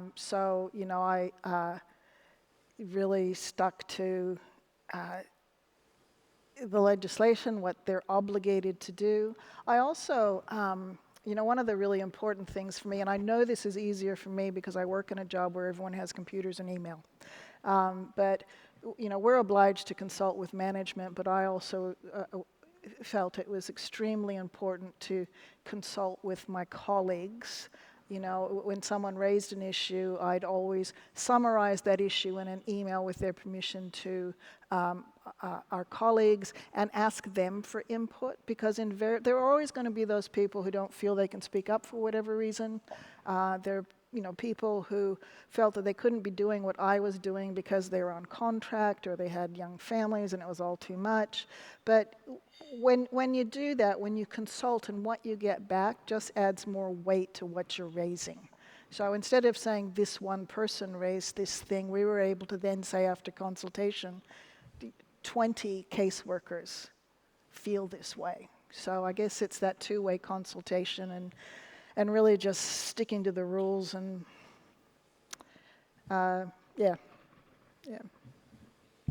Yeah, I'll be short and sharp because I know we're cutting into smoko. No one. And everyone wants a coffee and a bit of cake. Basically, what keeps you going when you're at let's just say it briefly, it's probably when your back's up against the wall, would be knowing that you're on the right side of history, knowing you're doing it for the right reasons. Make sure that you are knowledgeable in what you're going in to speak about. So if you don't know something, don't try and bluff people because they'll call you out for it, whether it be management or your own DWGs. Make sure you go and do your refresher training. Trades Hall put on fantastic days. Go and do that. Speak, if you've got questions around health and safety, ask Renata. I've used her before where I've had an issue and asked, has there been any previous cases where stuff like this has been in place. So use the tools that are at your availability, and Same thing that we've been echoing all day. Make sure you've got a strong union behind you. Make sure you're united in your work groups. Have a good safety committee. I've got the groupies down here today, backing me up. You know, they do a great job, and we work as a good team. So they're the things that get you through when your back's up against the wall. Thanks. All right. Yeah, keep it going for these amazing HSRs. Are we allowed to go? I think so. Are we allowed to go? Yep. All right, so now we're going to go to morning tea. I'm going to ask that you come back here. We've eaten 5 minutes into morning tea time. I'm going to ask that you come back at 10:30 so that we can make sure we run to time today. And I just want to say there was a lost phone found in the women's toilet. So if you dig into your pocket and find that you can't find your phone, please go to the front desk, all right? But please be back here at 10:30. Thank you.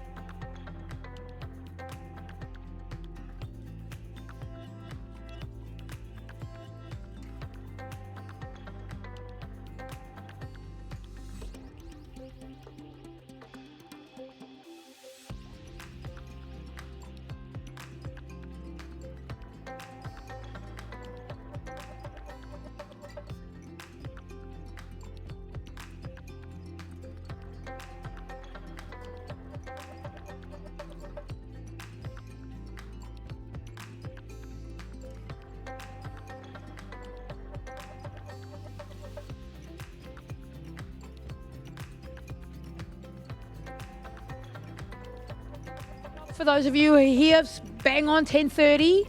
Shame on you, the rest of you coming in now at 10:31.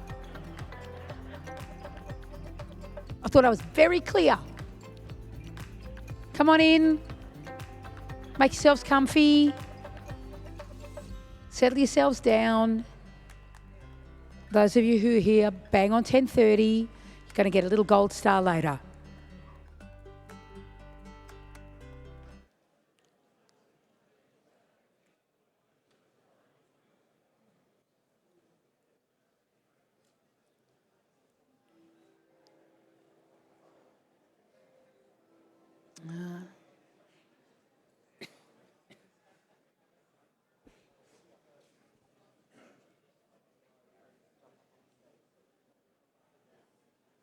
Folks who are hanging around outside,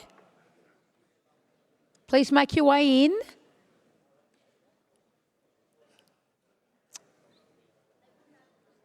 If I was out there, everyone would be inside because I'd be making it very clear.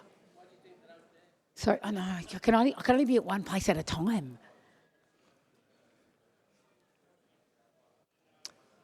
Excellent, doors are closing. All right, everyone, welcome back. Now, our next guest is Professor Ben Cowie. Professor Cowie is an infectious diseases physician and epidemiologist with appointments at the Royal Melbourne Hospital and the Doherty Institute. In addition, Ben serves as Acting Chief Health Officer in the Department of Health, Victoria. He is a professorial fellow in the Department of Infectious Diseases, Melbourne Medical School. And during the COVID-19 pandemic, Ben has supported the Victorian Government's responses with a focus on community engagement, clinical care for people living with COVID-19, control of community transmission of infection, and in helping establish Victoria's COVID-19 vaccination program. And as someone who has had their 4th vaccination, I thank you for that, Professor. Yes, Ben was at the forefront of Victoria's pandemic response, and there are few people more qualified to talk about the lessons that HSRs, or in fact that we all can draw from the last 2 years. So can you please join me in giving Ben a very warm welcome today?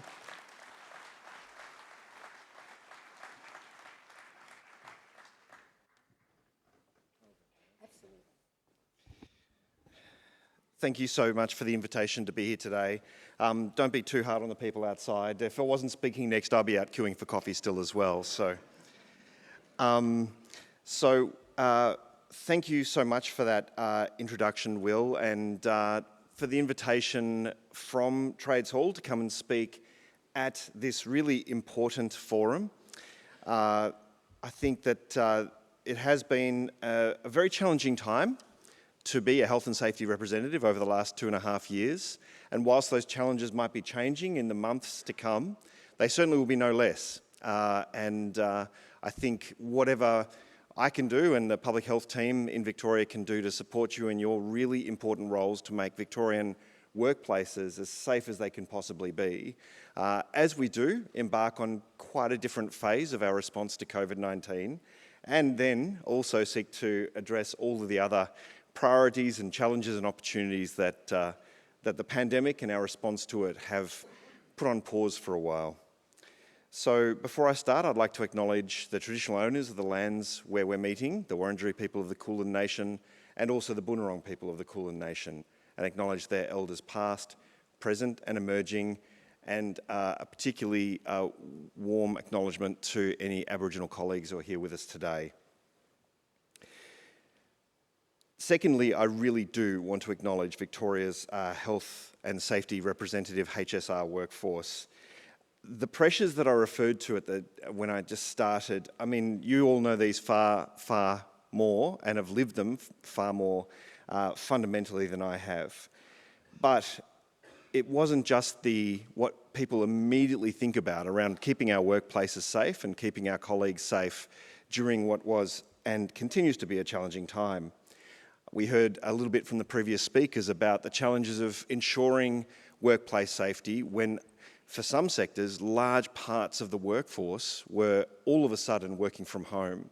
And the opportunities and the relative safety in some regards of that, but it also does bring other considerations from a HSR perspective for those who are able to work from home. acknowledging that many essential workers across Victoria were unable to do so and were honestly, alongside our healthcare workers, the people who kept our state going when we were in lockdown to try and protect the health and well-being of particularly our most vulnerable Victorians across this state. And then obviously the mental health support, and this role obviously continues. The pandemic and our responses to it have taken a toll on Victorians and Australians and indeed the global community, and that often plays out in the workplace as well. So being there to offer and to link colleagues to mental health support and just to that really, really important sense of collegiality and social connection that so many of us get through our work. And this is really important as we go forward.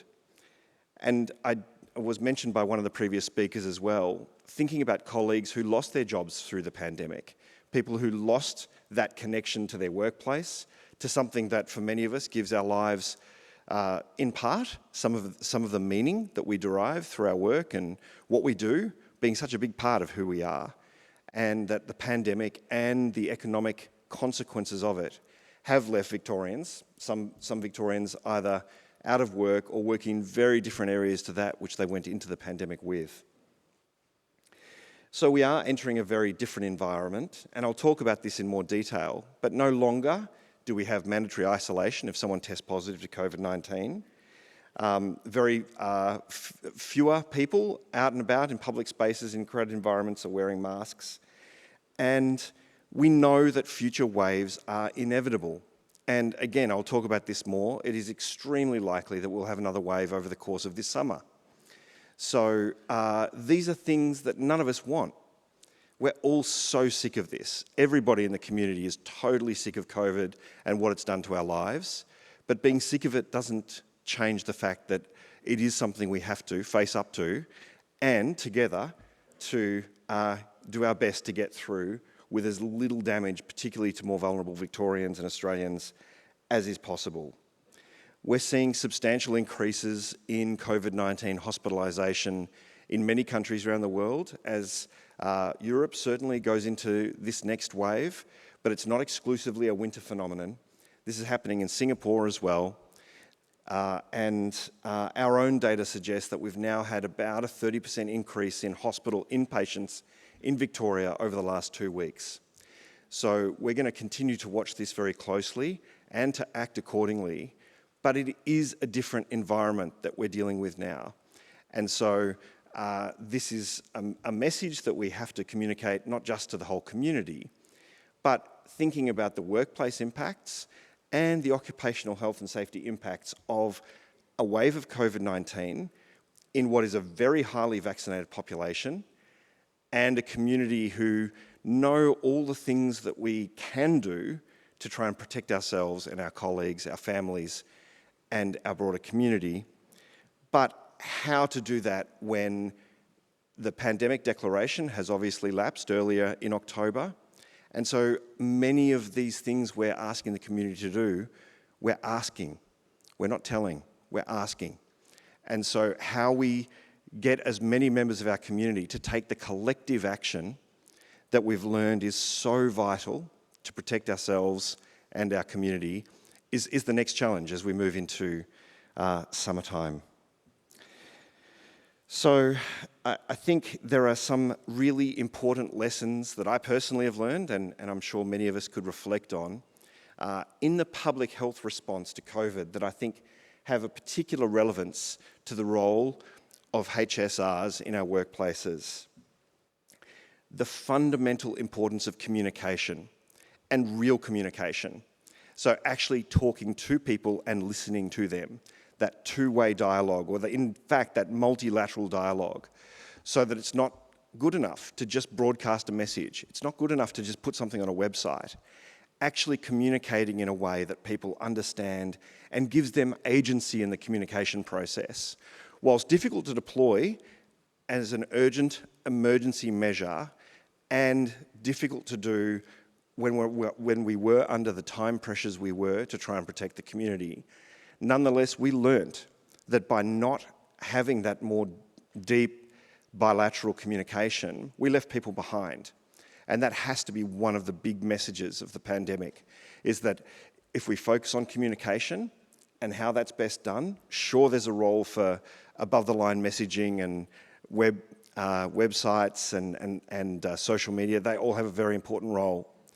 But actually talking to people, engaging with them, connecting with them, as HSRs do in their work every day, is a fundamental learning of the pandemic for me. And it's not just about communicating out, it's consulting, it's listening, and it's changing what you do if people give you advice on how to do it better and giving it a go, and not being afraid to take some risks in that process to try and achieve a better outcome for everybody.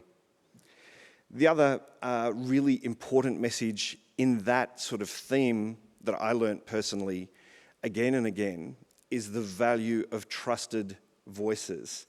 People who were working with their colleagues, people who were being faith leaders for their communities, people who were community leaders for culturally and linguistically diverse members of our population, and who had been trusted well before the pandemic, who will be trusted well long after we're talking about COVID in the way that we do at the moment, and who will be there with their communities throughout.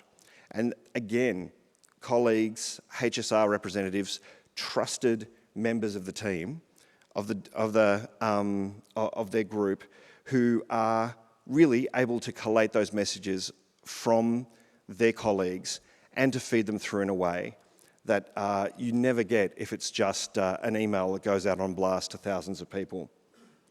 So again, that real importance of the personal touch and of having a connection and of having trusted voices being at the forefront of what you're trying to do, whether it's achieving control of a pandemic or whether it's making your workplace safe for everybody that's there. So yes, we are going to have another wave, and it's just a question of when. There are some signs, as I've said, that we're already starting to see increased transmission in our community right now. This is not just about new variants of COVID-19.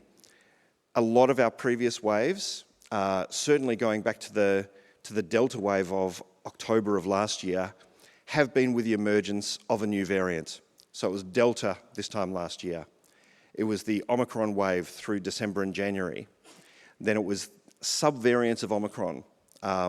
And because we have to feel like we're talking about things that no one else can say, we invent all these complex names and letters and symbols to try and sort of confuse everybody. But essentially, everything we've seen since has been new subvariants of Omicron that emerge in the context of a community that's highly already exposed either to infection or to vaccine or both. Because the virus doesn't actually care. What it sees is people who have high levels of existing immunity, and it mutates and evolves to try and break through those defences. That's what these variants are. And when we see them appear, particularly in our wastewater in Victoria, the Victorian government has invested hugely in developing a really representative wastewater surveillance program. When we see new variants emerge and start to replace what was there before, the clock starts to tick, and we've got about 6 to 8 weeks before the next peak when that happens, over the course of the last year anyway.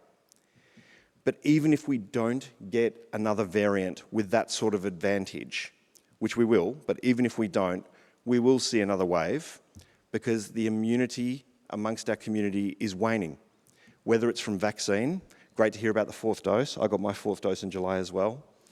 But the vaccines, whilst they still work, and I'll talk about the vaccine data on efficacy in a moment, our immunity does wane over time, 3 months, 4 months, whether that's from your vaccine dose or whether that's because you got COVID in that last wave in June or July. Your immunity now is getting down to fairly low levels.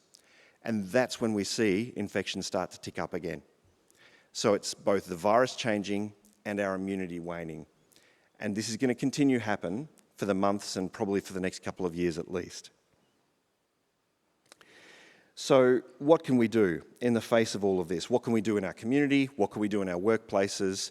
I'm certainly not trying to suggest there's nothing we can do, because there are absolutely things we can do to reduce the spread of COVID-19, to keep our homes and our workplaces and our communities as safe as we possibly can. So the first thing is isolation. It is no longer mandatory to isolate if you diagnose positive to COVID-19. But it is strongly recommended that you do so. Someone who has COVID-19 is most infectious in the day or two before they get symptoms and for the 4 or 5 days after the symptoms develop. So that 7-day period just before and for the first part of their symptomatic period is when they are shedding the most virus. We don't want people in our workplaces. We don't want people coming to work, going to the cafe, visiting friends, having friends visit them in home, because that will speed up the next wave and it'll make the peak higher. So that's one of the messages we have to share with our colleagues and our communities. Just because there's not a law that says you have to isolate, that doesn't change the advice. COVID doesn't read the memo. It is still as infectious as it was. It's just we have to evolve new ways of managing in the current era in a balanced way that is trying to reduce the impost of regulation on our community, but still protecting particularly the most vulnerable. So, strongly recommending to isolate for at least 5 days after testing positive, at least. When we have done study, or when studies have been done, looking at infectiousness of people after the onset of symptoms, the majority of people after 5 days still have virus that we can culture in the lab and grow. And that's the best evidence we've got, or the best analogy, if you like, to that person is still infectious. So that's 5 days after symptom onset. If we program in a delay of someone actually getting a cough or feeling unwell and thinking, nah, I'm going to be fine, and then wake up the next morning going, right, I'm not fine, I'm going to do a rapid antigen test. It's already programmed in a day, and if they do the RAT and it's positive and they stay home for another 5 days, it's getting us close to the 6 to 7 day mark, where now only about 25% of people will have infectious virus. That period is really important. It's also why we really don't want people visiting vulnerable members of the community, whether they're senior Victorians, whether they're people with other medical conditions, whether it's health services, unless they're getting health care for themselves, obviously, or whether it's aged care facilities. We don't want them going there for at least 10 days after they test positive, because the consequences of accidentally passing on COVID in that sort of environment are so much greater. And so this is pretty simple advice, but we have a job ahead of us, all of us, to continue to share with the community that whilst we are moving to a more recommendation and trying to give guidance approach, rather than trying to set rules for people to follow, it does not change the fact that the more people who do these things, the more people who stay at home when they've got COVID or think they may have COVID, for as long as they've got symptoms, or at least for 5 days after they test positive, the less pressure we will see on our health system in the next wave, and the less pointy the peak will be, because we'll be spreading it out. So there are still some, obviously, financial support to people to isolate. There's the casual workers, the sick and carers pay for casual and contract workers here in Victoria, which, again, we've learned it is absolutely vital that we support people with insecure employment so that they are not financially punished for doing the right thing and staying at home. Regular sick leave, high-risk settings still are eligible for pandemic disaster leave payment, particularly healthcare workers, aged care workers and disability care workers.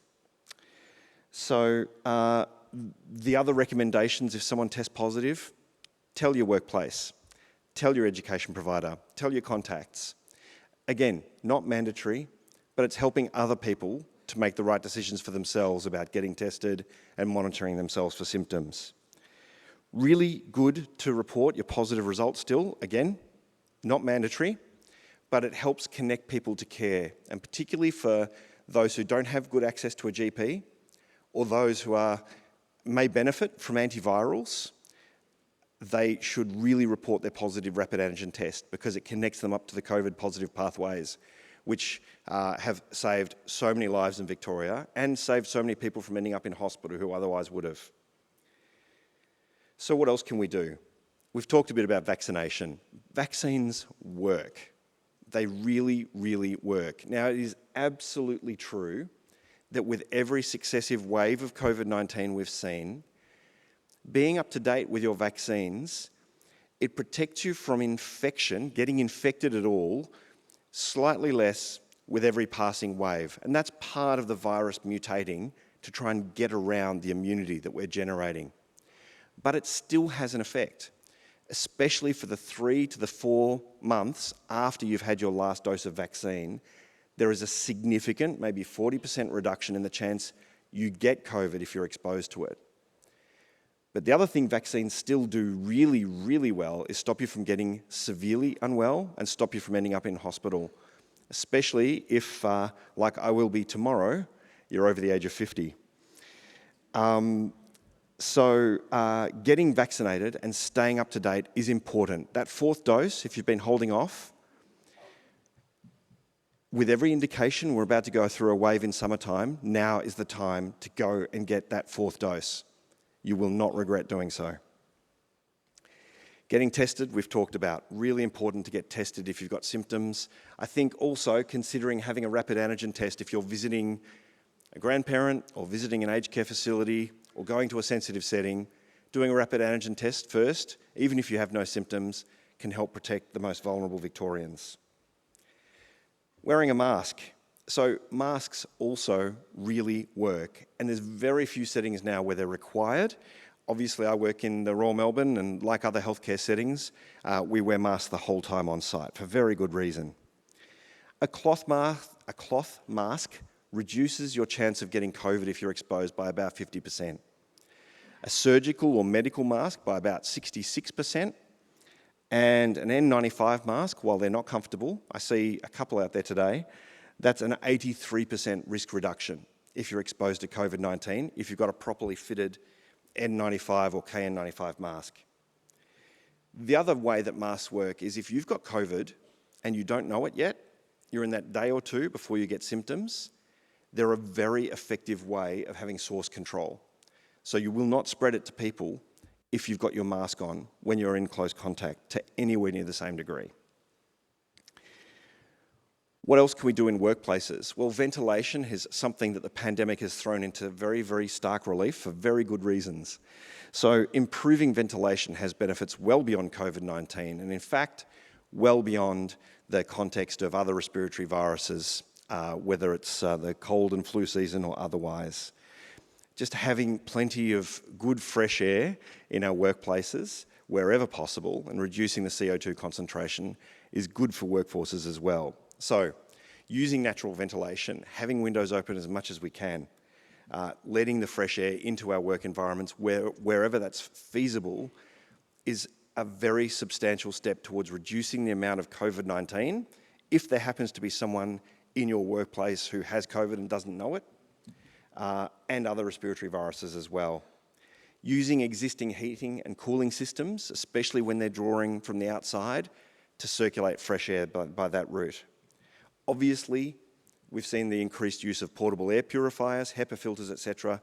These are all ways of reducing the amount of COVID-19 or other viruses, or indeed other particulate matter, and it'll help people who've got hay fever during hay fever season as well. So, and I guess the other thing is reducing density in meeting rooms. So if you have regular meetings which are packed cheek by jowl, either thinking about doing them online, or if you can't stomach one more Teams meeting, going and getting a bigger room or even having meetings outside as the weather gets better. These are all simple things we can do to look after each other. I talked a little bit about antiviral treatment. Now, not everybody is eligible for antivirals. It's particularly for people aged 70 and over, or for younger people who have particular medical conditions or have problems with their immune system. There are online eligibility checkers that I would recommend we all go and check to consider if we're eligible, particularly if you've got underlying medical conditions, and to recommend that to your colleagues and friends as well. Because if you are eligible, then we've got really good population level evidence from the last wave we've just been through in Victoria that it dropped our hospitalisations and loss of life by probably something like 20 to 30% because we were able to deploy these antivirals at the scale we did, particularly through our general practitioners. So those antivirals are going to be one of the big additional tools we've now got, but we have to get people diagnosed and we have to get them on as quickly as we can. Because again, we saw people who started within 24 hours of diagnosis had a lower chance of ending up in hospital or losing their life than people who there was a delay for 3 or 4 days until they got them. So that really is a brand new tool we've got, and I expect to see significant expansion of its use in the months to come. And then finally, and this is no surprise to HSRs, are looking after each other. We've been through a couple of years where we've seen real pressure on our community, we've seen pressure on workplaces, on families, friendship groups, across the board. We've all been under pressure. And in some ways, we've absolutely shone through that and done an amazing job of looking after each other. And I'll come back to some of the data that you can use to back that position in when you're talking with your colleagues. But it's also led to some fragmentation. And there are some people who have lost friendships over things like vaccines or masks or the value of mandates, etc. These are not simple questions. And there are people with very valid differing opinions. And that has led to some fragmentation of our society. I really, really hope that as we move forward and start to re-engage with each other and with some of the opportunities that we now have, having been through that period with COVID-19, that focus on collective good and us looking after each other, which is something that HSRs by their very nature have stepped forward to do for their colleagues, is something that we see happen more throughout our community. Because the mental health impact has obviously been substantial. That's not purely from COVID-19. It's obviously also in part from the responses that we took as a society to try and reduce the worst impact of the pandemic that we saw happen overseas. So lockdowns, isolation, job loss, the loss of loved ones for those who have lost members of their family or friends. These are all things that continue to have a toll. And I'm sure everyone in this room can think of, whether it's themselves, family members or colleagues, who are still struggling with some of the impact of what we've been through. And so, again, looking after each other and reaching out to colleagues who might be struggling and asking them if they're okay and if there's anything that they want to talk about. Sometimes the most simple things we do can make such a huge difference to someone who's really feeling it at that particular time. And then there's the other challenge of long COVID, which we're only just really starting to engage with. Other countries, because they had far greater burden of COVID-19 in 2020 and 21, have already been facing this for a couple of years, whilst it's really only been this year that we've seen such significant amounts of transmission. Early Australian evidence suggests that whilst some 80% of people who get COVID-19 report that they've recovered fully within a month of their diagnosis, that's still 20% of people saying they haven't. And we think, based on the best evidence at the moment, that it might be something like 5% of people who get COVID will report ongoing symptoms 3 months after their diagnosis. Now, those symptoms, whether they're lingering respiratory symptoms, shortness of breath or cough, whether it's bone tiredness and fatigue, or the much commented on brain fog, confusion, hard to concentrate, or other symptoms, these are all experienced by people and can be quite debilitating. So there's a parliamentary inquiry in the federal parliament at the moment looking into the question of long COVID in Australia. I think there's a couple of important points. We know that if you're fully vaccinated or you're up to date with your vaccinations, you are less likely to get long COVID.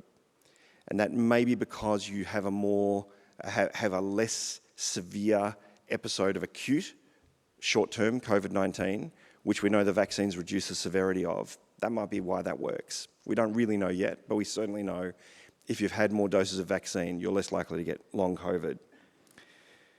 So if you think you may have long COVID, or if you've got colleagues in your workplaces, if they're saying, look, I had it 4 months ago, I had it in June, and I'm still really struggling, tell them to go and have a chat with their GP. GPs are the best place to start with a discussion about long COVID. There's a lot of resources now for general practitioners in this space, and they can give the sort of holistic care that brings in all the elements.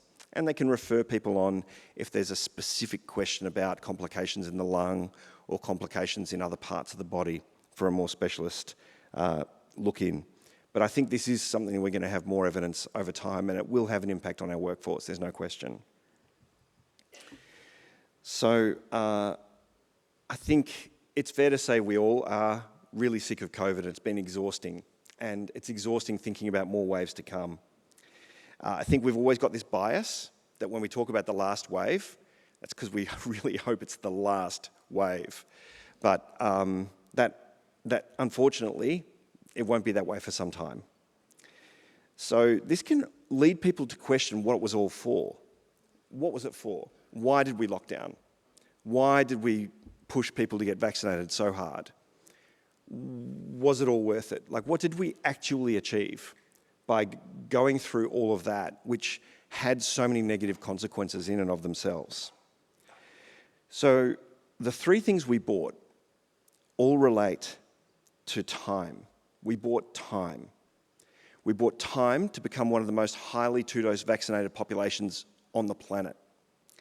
We bought time to try and prepare our health system for what it ultimately did happen, and we saw over 1,200 people in our Victorian hospitals at the peak in January earlier this year.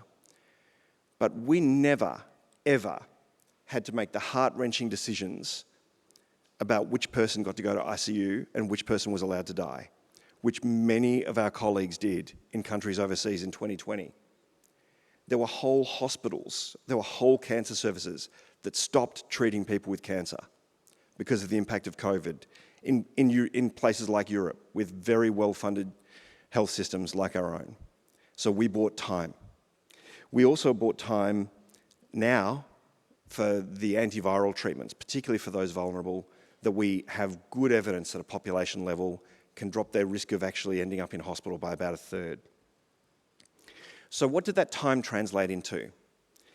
If you look at websites like Our World in Data, which actually compare the responses of countries across the entire world, I'll give you just one example, and this is cumulative loss of life. So the number of people in each different country per million population that have died of COVID-19.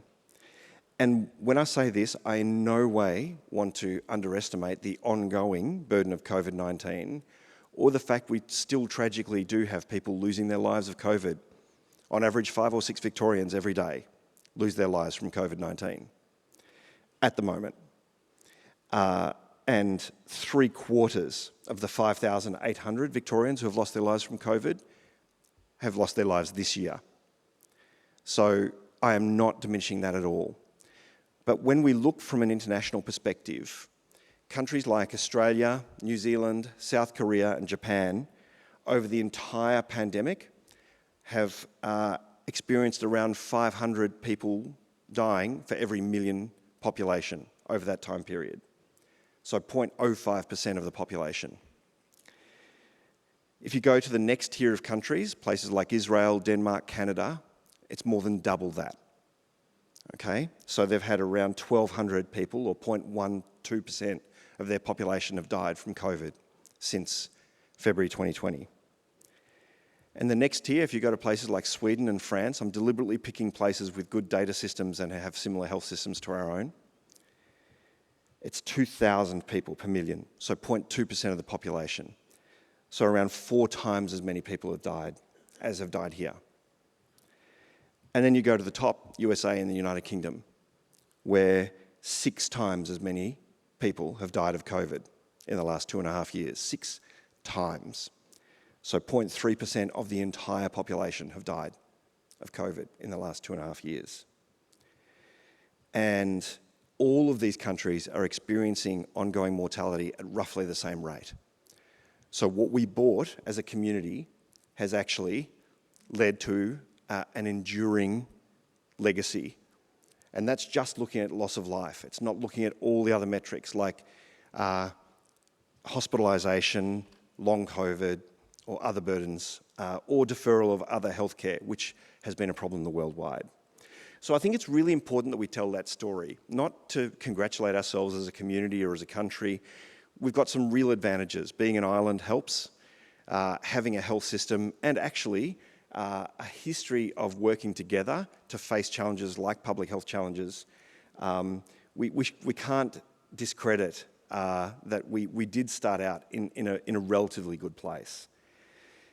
But I think it's really important that we do reflect that what we did as a community has actually led to that quite amazing outcome, which is relatively unique on a global scale. And because as we go forward, if we were to give up on some of the lessons we've learned out of a sense of futility, that would actually be false. They are not futile. They have saved lives and they will continue to save lives as we go forward. So the things we've learned will still work. Vaccines work. Not as well as they did in against the first variant, but they still 90% effectiveness at keeping people out of hospital or loss of life. Masks work. Ventilation works. Staying home when you got COVID really works. First of all, to look after all your colleagues and friends and family, but also because if you're sick, you should stay home and look after yourself. It's another risk factor for long COVID, is trying to push yourself. And that's not just about COVID. That's about any injury or health thing. If you try and push through it, you will end up not coming back as well as what you otherwise would. Communication. The importance of co-design and co-delivery of health programs and policies with the people those policies are designed to protect.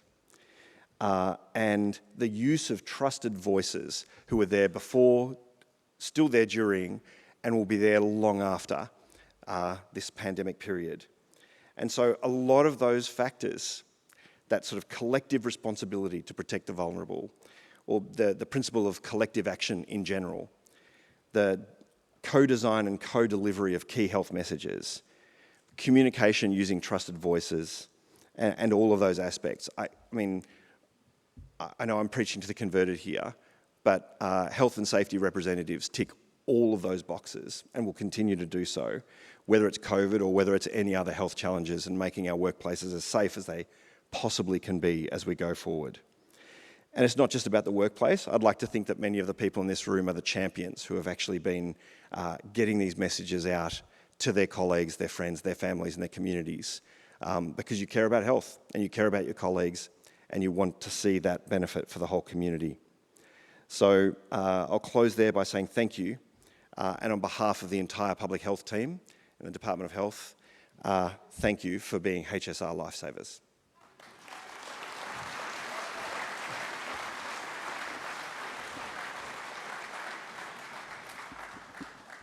All right, do you want to, if you sit down there? I think we've probably got time for maybe a question. I have to say, on the question list there, you'll see it's just there. The number one question is, happy birthday, Professor Cowie. Thank you. It doesn't feel like a question. I'll take that as a comment. All right. There are a few questions here. In terms of a kind of practical question, and I think you've kind of answered it in your presentation, but I'm going to ask it anyway. Besides vaccinations, is good ventilation in workplaces just as important as a control? And what does that actually look like in practical terms? Like if you're an HSR, what are you looking for in practical terms to be able to say the ventilation here is good? Yeah. So thanks. And I think the important point to pick up on the first part of that question is, I don't think there's any one single sort of, this is the thing we have to do. Like in other areas of OH&S, I think there's a suite of different actions that all work together to make workplaces safer. So yes, having vaccination is really important, but we know that that in itself is not the silver bullet, if you like, and having good levels of ventilation is important. And it's not just about COVID. The vaccine only works against one virus. Ventilation works against them all. So there are obviously building standards in place around appropriate ventilation. If there are concerns about the ventilation of a workplace, in fact, I'm probably talking to 1,000 experts, people more expert than me about how this works, but asking the employer about ventilation assessments, CO2 monitoring, mapping out what the ventilation of a workplace is like, to think about, okay, if we're having meetings in the one room that we can't get proper airflow happening in, why don't we just move the meeting if there's another place that we could do it? Or having windows that are sealed. In some cases that's important for the sort of ventilation flow in the building, but in other cases that is something that could be reviewed and fresh air could be brought into the building much more readily. So I think there's a whole lot of things that can be done, and I do think things like building codes, certainly in health facilities, but more broadly, are probably going to be revised following the learnings from the pandemic, and so they should. So you may not be able to answer this because it's actually a question, I think, about what the government's done, but given where we are and given what you've said about the waves and that we are continuing and people are recommended to stay home, do you know why the government would have removed the mandatory quarantine and isolation protocols? I know you talked about the kind of the challenge of people in community struggling. So yeah. So I guess the first thing that I would say is that it's not just about Victoria, clearly. This was a decision of National Cabinet to remove mandatory isolation, and so that has now occurred in every state and territory across the nation. And secondly, that there are other countries that are going through similar processes of removing what has been referred to as like the exceptional measures around COVID, to try to move to a more, voluntary way of dealing with COVID, but hopefully uplifting other conditions to the same level. So just because you've got the flu, there's been no legal reason why the government, from a public health level, would mandate you do anything other than, obviously giving advice on looking after yourself, seeing your doctor, and how to protect other people. So I think it really is a desire to move us away from the more mandatory and regulatory approach, and to adopt a more traditional public health model of recommending and advising, but hopefully we can, again, use what we've learned over the last couple of years to not have people showing up sick to work, irrespective of what was the cause of their illness, whether it was a cold or a flu or something else, because really the principle should be, if you've got something that you can give to others, don't bring it to work. On the vaccinations, there's a question here which is, at what point will people under 30 be eligible for that fourth dose? Do you know that? I do not know that. So ATAGI do review the the evidence internationally and then make advice to the Federal Health Minister, which is really where a lot of our vaccine recommendations in general, and particularly around COVID-19, derive from. The reason they have not as yet been adopted for those under the age of 30 is really because of an absence of the individual benefit against serious illness and hospitalisation, because that is so rare in young people to start with. And secondly, we know that after the 3 doses, we've got really good signals that a 4th dose drops your chance of hospitalisation or loss of life if you're aged over 50. The evidence is less good between 30 and 50, but there is some, and there's really not a lot of evidence under 30. So ATAGI, as has been the case through the pandemic, really take that individual benefit argument when they're providing advice to government, which sometimes means that the more collective benefit, things like herd immunity, remember when we used to talk about that with COVID? Those considerations aren't quite as at the forefront of that analysis. All right. I think on behalf of all of us, I'd like to thank you for coming here today and for giving us your time and talking about COVID. I'm not excited about the fact that waves are still coming and we're not through the pandemic, but, Me neither. Yeah, we have to accept that. So please, on behalf of, would you please give a very big thank you to Professor Cowie for his time today.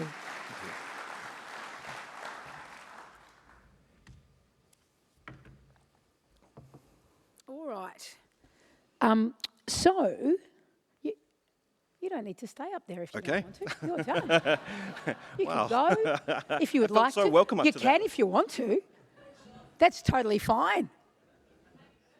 Happy birthday. Do we need to do a quick happy birthday to you?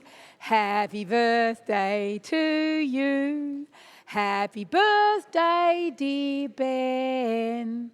Happy birthday to you. There we go.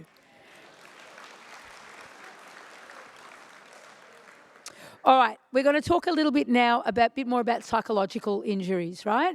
So we've talked a bit already, and all of you would be aware that psychological injuries are now one of the biggest challenges facing Victorian workplaces. And over the last few years, WorkSafe has funded a number of pilot programs to investigate how we can better identify the hazards and implement effective controls. So the next session focuses on the lesson for several of these programs.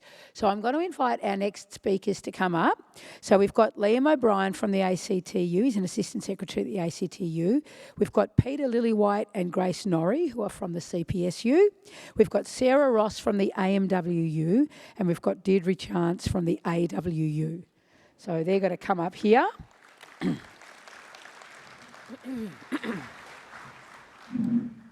And I'm just going to let them come up basically in the order that I just read that out. All right? So I'm going to invite Liam to come up here now, introduce himself and talk about the program. And then once they've all spoken, we're going to see a short video. Okay.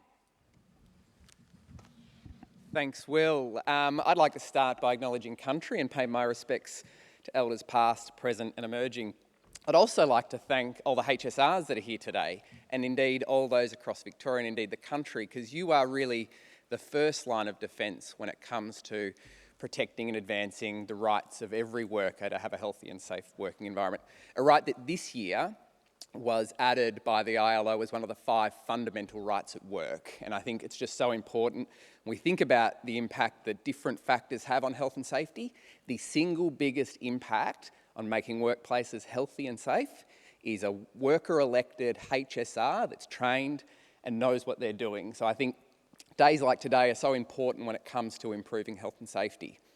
I think thirdly, I'm really happy to be here talking about mental health. I think when we think about mental health, we've really gone through a moment of reckoning in this country when it comes to mental health. And indeed, whilst the sort of onset of COVID has really exacerbated a lot of the conditions when we talk about what gives rise to poor mental health, even before the pandemic, 1 in 5 Australian workers experienced poor mental health at a given time. We know that work is a significant factor. Indeed, many would argue, and research supports it, that work is the most significant factor when it comes to the mental health of Australians. We know that well-designed and indeed secure work can have a positive impact on workers' mental health.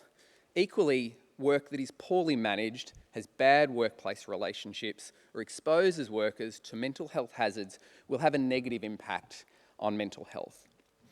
Just like physical health and safety hazards such as slippery surfaces, manual handling, or unguarded plant and equipment, there are also workplace mental health hazards, including high and low job demands, poor workplace change management, and poor role clarity, just to name a few. These workplace mental health hazards injure thousands of workers each year, just like physical hazards, but they fly under the radar. As Will said, mental health injuries are the fastest growing serious injury type in our workers' compensation schemes, with recovery times 4 times greater than that of a physical injury and costing us 4 times as much. Currently, 9% of serious injury workers' compensation claims relate to mental health conditions, and they include stress, trauma, anxiety, and depressive-related issues. And this number is projected to increase.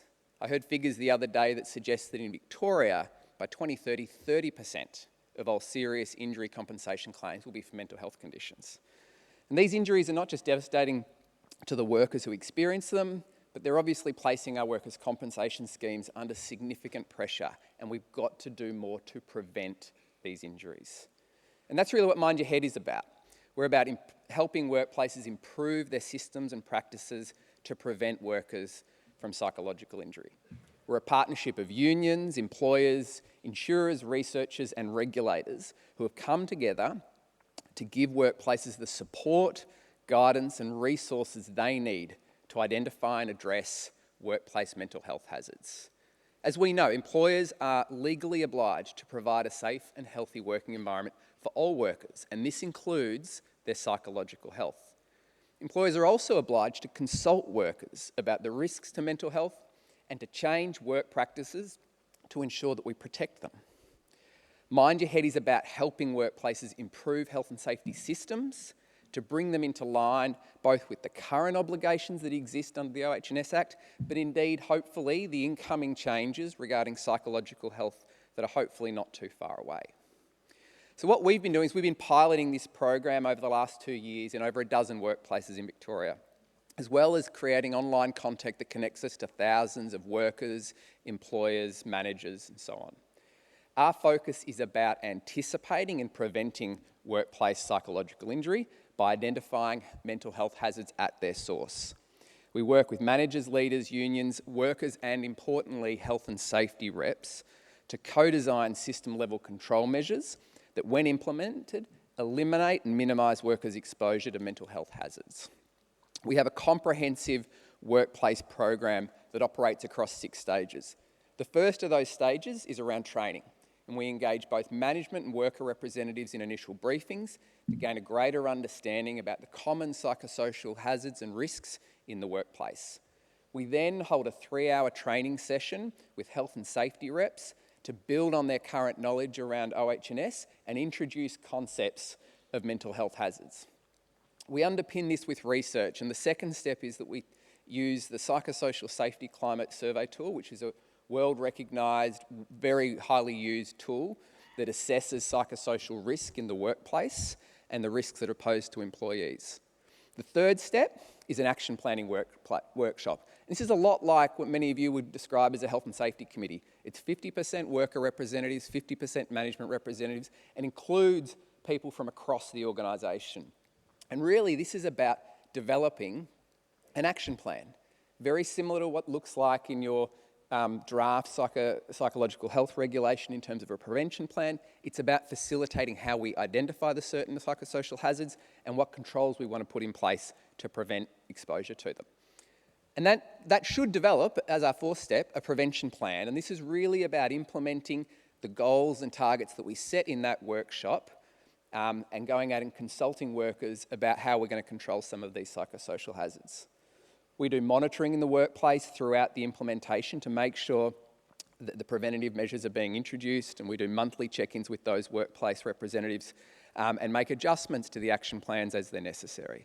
And then finally, we do evaluation, and that's again about running the research tool, the PSC, back in the workplaces to evaluate if we've actually improved psychological health in those workplaces.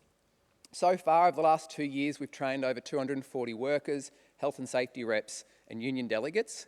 We've developed tools such as a guidance, which is available on the Mind Your Head website, which is mindyourhead.org.au, guidance around managing psychosocial hazards in the workplace, and it includes a really helpful checklist there for auditing your workplace for certain psychosocial risk factors. As we're currently in a pilot program, we're hopefully nearing the end of that in early 2023, and we'll have some really good results to present hopefully in future years. We're looking at also expanding it outside of Victoria and into other states as well. So there's a lot more that's happening here, and it's been great to come along and share some of these with you. Thank you.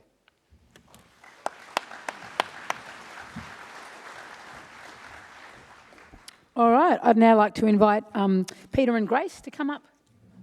Peter, just Peter. It's just me. Sorry, folks. Grace bailed on him. Grace is ill, not COVID, fortunately, but she's unwell, so she's doing the right thing and staying home. As Will said, I'm Peter Lillywhite. I'm President of the Community and Public Sector Union here in Victoria, and I'm also Project Manager of what was called the Vicarious Trauma Prevention and Awareness Toolkit Project.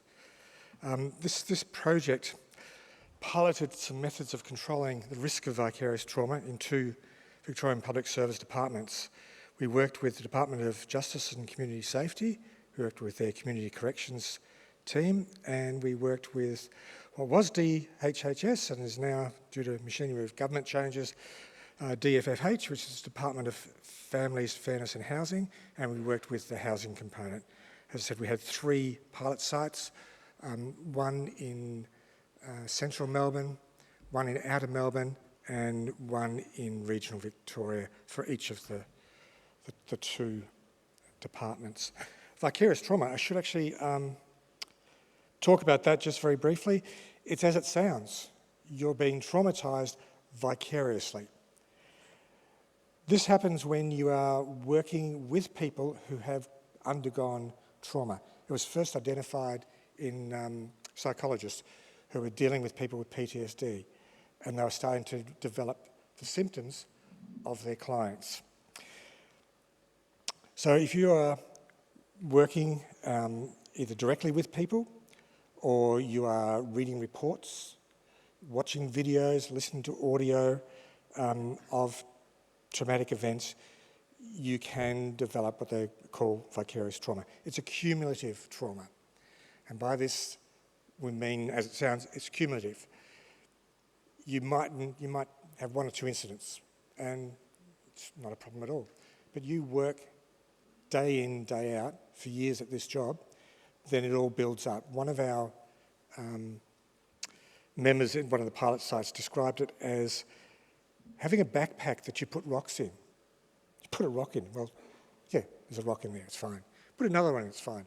But eventually that backpack gets really heavy. And you're only putting little rocks in. And eventually it's so heavy that you can't carry it anymore. Because of this too, people don't recognise it as a hazard because it's just little bits all the time. And it's part of their work. So with the pilot sites, what we did, we set up a working group in each of the pilot sites that was made up of frontline workers, other staff, including HSRs where they are available, management and administration. We used a couple of methods to gather data. One was a organisational health survey, and we also ran focus groups and interviewed managers and supervisors. This data was all then collated, reports given, and the reports were sent out not only to the working group, but they were sent back to all of the staff. So we were very upfront with what was happening. So the staff take in a survey, we give them the results, warts and all. Then that working group started to look at major issues that came out of those reports and try and work out what they could do to prevent or ameliorate those things. And we're talking about organisational prevention. We're not saying, what we need to do is make sure staff have plenty of exercise. What we don't want is to say, this is how the staff are going to look after themselves. This is health and safety. We're at a health and safety conference. If this is physical injury, what do? You look at what's causing the hazard. Let's get rid of the hazard. Or let's make the hazard safe. Let's not make the individual worker safer if we can avoid that step. So PPE, it's always the last thing you do. It's the same with this. Some of the things that the departments and working groups came up with were to look at running trauma-informed reflective practice for supervisors, because the supervisors are dealing with the staff. They were afraid to raise the issues for fear of making things worse. So they underwent some training. They've put a question in the interview for a new job about vicarious trauma. They're making sure the ads include that you'd be dealing with other people's traumas. So it's not a surprise. People don't start the job and go, I didn't know it was going to be like this. It's all up front. At the other end, they've added an interview question for interviewing people who have left. I've just forgotten the term. Exit interviews, thank you, from all over the place. They've added an exit interview question. Now, this isn't going to help immediately, but it'll gather long-term data on whether this is an issue that are causing people to leave. They've looked at secondment. Secondment's there as an opportunity to advance your career.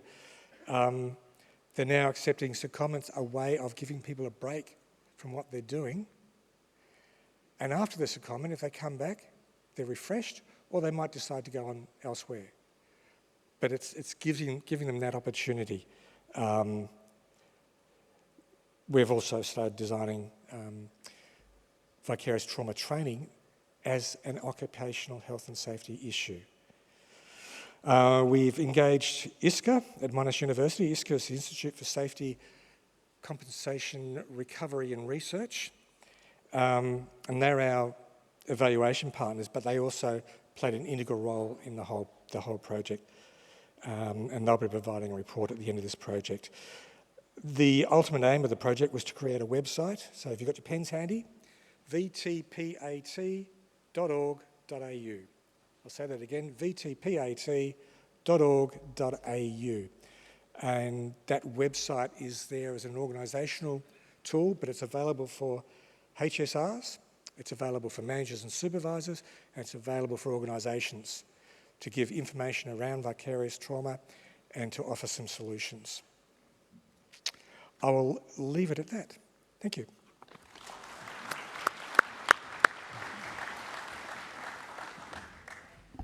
Excellent. I'll now invite Sarah to come up. Thanks, Will.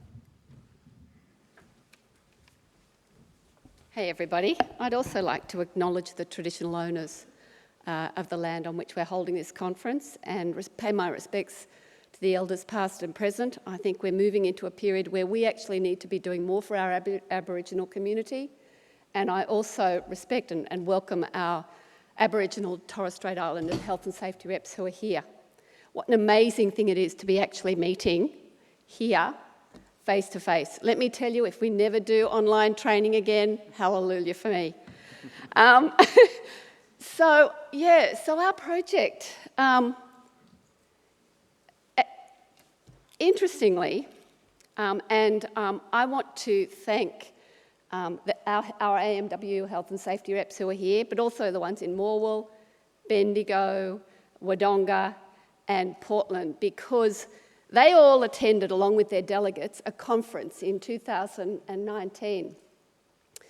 And at that we give our normal AMWU health and safety report, and we say to our delegates, which includes health and safety reps and shop stewards, okay, we say to them, okay, so what are the issues for you?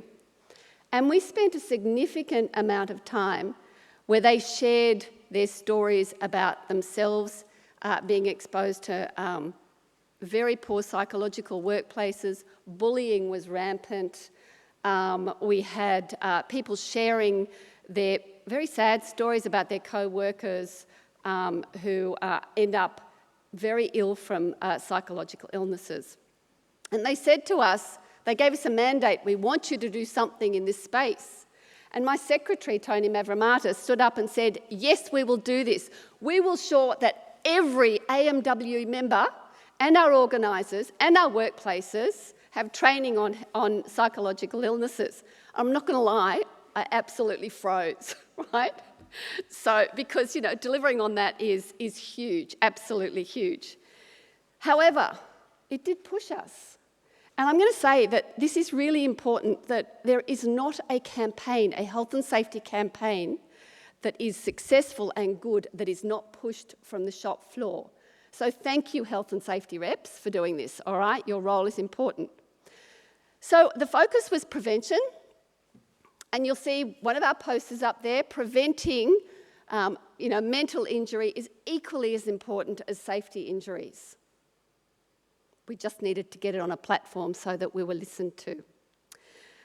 So that was sort of the mantra that we needed to do. We needed to get out there and deliver this. So I'm going to go through very quickly what our project encompasses. Firstly, it was really important that we knew that to prevent, you've got to actually engage.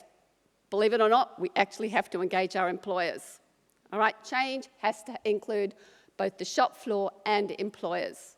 So yes, I was charged with developing, and thank goodness for the Victorian Government and their mental health and wellbeing program, and for the fact that they actually funded our project on collaboration. I'll explain that a little in a minute. Delivers mental or wellbeing in manufacturing. I consulted with our members, our delegates, health and safety reps, shop stewards, and I consulted with specialists in the industry, organisational psychologists, and I went to employers and said, this is what we want to do. We actually had to get support before we put the submission in. So what does the actual project involve? Upfront, health and safety rep and delegate involvement. Let me repeat that. It cannot be successful without those ingredients. They are critical, they are central to the role. We needed to also, bearing in mind this was 2019, and I think our knowledge has escalated at dramatic cases over the last 2 years, but at that time, and I still think people don't really understand preventing mental injury in the workplace. I know we come to the workplace with our home influence and our work influence. We can't affect that home influence, but if we in fact can affect the workplace influence, then we can make big change and maybe help our members or stop out or reduce the incidence of mental injury. So it was important that we had a component that actually upskilled the knowledge, that we actually, so part of that component was training our leaders as in employers, and leaders as in our union leaders, our health and safety reps, our delegates, and our organisers.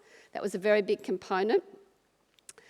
So the second component was all about risk management. It was important that we had a process of identifying and assessing. So part of the project was doing a gap analysis, not too dissimilar from what's happened within the companies that did involve, and I will get to those companies because I really appreciate their involvement. So yes, that was important. So the gap analysis, we did do a survey of all of our workers in our participating companies. We did a survey early on in the project, and we've just completed the survey at the end, and good results, so that's really good. So that was important. I think most importantly, the control and that process around controlling. It is absolutely possible to apply the hierarchy of control in psychological factors. We do not necessarily just have to have a policy that says you must not bully your co-worker. This is real, genuine uptake, and the only way it happens is through collaboration, all right? I'll take this opportunity to explain. This was really central, and actually it came up very early in the project that people just didn't get collaboration. To a certain extent, we know what consultation is, right? As a health and safety rep. Our managers still don't get it, but we wanted them to take it another step further. Collaboration is you come to the table with a problem, you sit down, and health and safety reps, delegates, managers, including human resource managers, plus health and safety managers, they sit at the table and they say, this is our problem. How can we fix it? And there is equal say in exactly what happened. So that has happened in the companies that we've been involved in. It's been a hard process, I'm not going to lie, but it has happened. We've come up with a plan, which is a control plan. And most importantly, and it was really good, because you look at a plan and you go, oh yeah, but that means nothing, right? It's a piece of paper. A plan's nothing unless it's implemented. But what really fed home to me was when we were at a steering committee, and I'll get back to that, a steering committee, and we're hearing their plans, etc. like that, and I'm like, look, I'm actually more interested online. I'm much more interested in hearing from the employee representatives on our steering committee about what they thought. And without hesitation, they got up and go, oh no, I can't tell you, there's been trust built up on the floor, there's been communication with management, there's been workers actually want to talk about, and this started from the training, but also with the implementation of the plan. So what I know is that this approach can work. It can work. They also said things like, oh, not only is it working, but this collaboration, we can actually do that in other health and safety issues. All right, we don't just have to take it on board and, put that on board and send it out to, put that on that boat and send it out to sea, our ideas, but they're actually engaging us, actually listening to us. Two things I want to cover is, yes, I've talked about our steering committee and our governance and partnership and our partnerships with, which were strongly encouraged by WorkSafe, so I've taken that, have been invaluable. We engaged RMIT to do our evaluation process. We had an independent chair doing the steering committee. We had the steering committee that guided the project was employers and health and safety reps and delegates. So that was a big bonus, and no decision was made without them looking at it. So these posters are all part of that process. So that's great. So that governance was really important. We also had a group of external trainers come in. We also had an organisational psychologist provide advice. What we wanted was really credible research, and we needed credible research to say this approach works, but also to convince management who, when I rang them for their support, they're like, why do you want to do that? What's in it for the union? You know, what are you going to do to us? And I'm like, nothing, we just want to work with you, right? Well, why? So look, you know, having those parties actually helped us actually get over that hump of it started the trust process. So that was really, really important. Doing that, I want to talk a bit about collaboration. Like I said, collaboration is joint thing.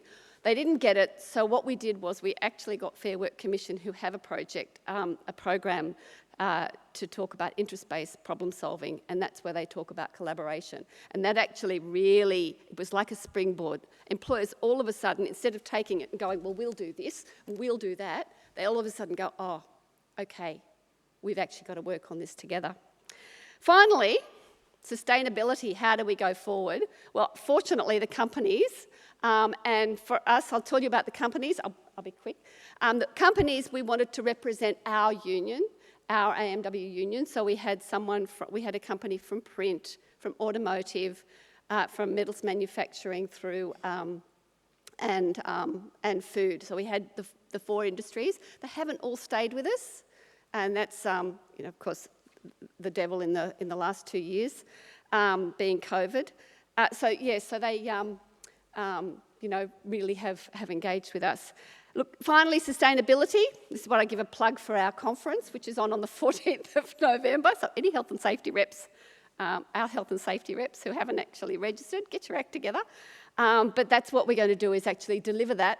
And conversely, you know, it's always we go to management and say, can you let us go to these things, blah, blah, blah.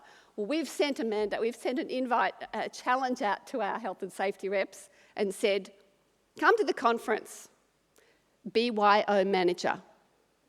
All right, so we can work together. And they're all managers are going, oh my gosh, what will we do with this?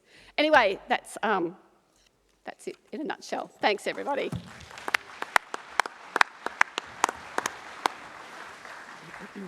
All right, and I'll invite Deirdre to come up.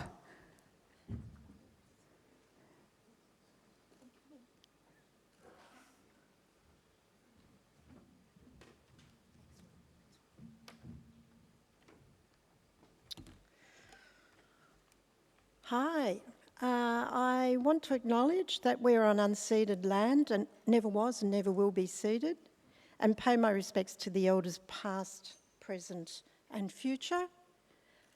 And like Sarah, I'm really pleased that we're now seeing the growth of unionism and the relevance to our Indigenous communities.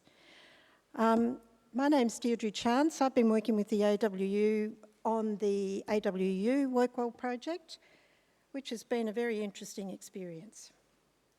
In 2019, Workwell provided funds to work with forest firefighters who are employed by the Victorian Department of Environment, Land, Water and Planning. Firefighters as emergency service workers are more likely than workers in other occupations to lodge a claim for workers' compensation as a result of psychological injury. We partnered with RMIT, who in early 2020 interviewed 25 firefighters in depth using a methodology called the Delphi method to measure their workplace experience against the 11 Workwell indicators of work-related factors or stressors, thanks Tom, that are likely to lead to psychological injury. RMIT conducted 2 rounds of in-depth interviews with the firefighters and discovered that their workplace is indeed psychologically hazardous. The interviews found that the following workplace stressors were present in their workplace. They had low job control, high and low job demands, poor support, poor organisational change management, poor organisational justice, low recognition and reward, low role clarity, poor workplace relationships, poor environmental conditions, violent and traumatic events, and remote and isolated work. So they're all the factors that are regarded by WorkWell as indicators of potential psychological hazards. When we think about firefighters, we usually think that the stressor they are most likely to be exposed to, and the one that does the damage, is violent or traumatic events. But the interviews showed that all of the workplace stressors were present. So they're all contributing and potentially creating a cumulative psychological hazard, and certainly quite a psychologically unsafe workplace. Our next task was to work with the Department of Environment to agree on 2 primary interventions aimed at workplace systems to eliminate or reduce some of the psychological hazards identified in the research. This was particularly challenging. We wanted to find interventions that were preventative, that lead to cultural change and improve mental health.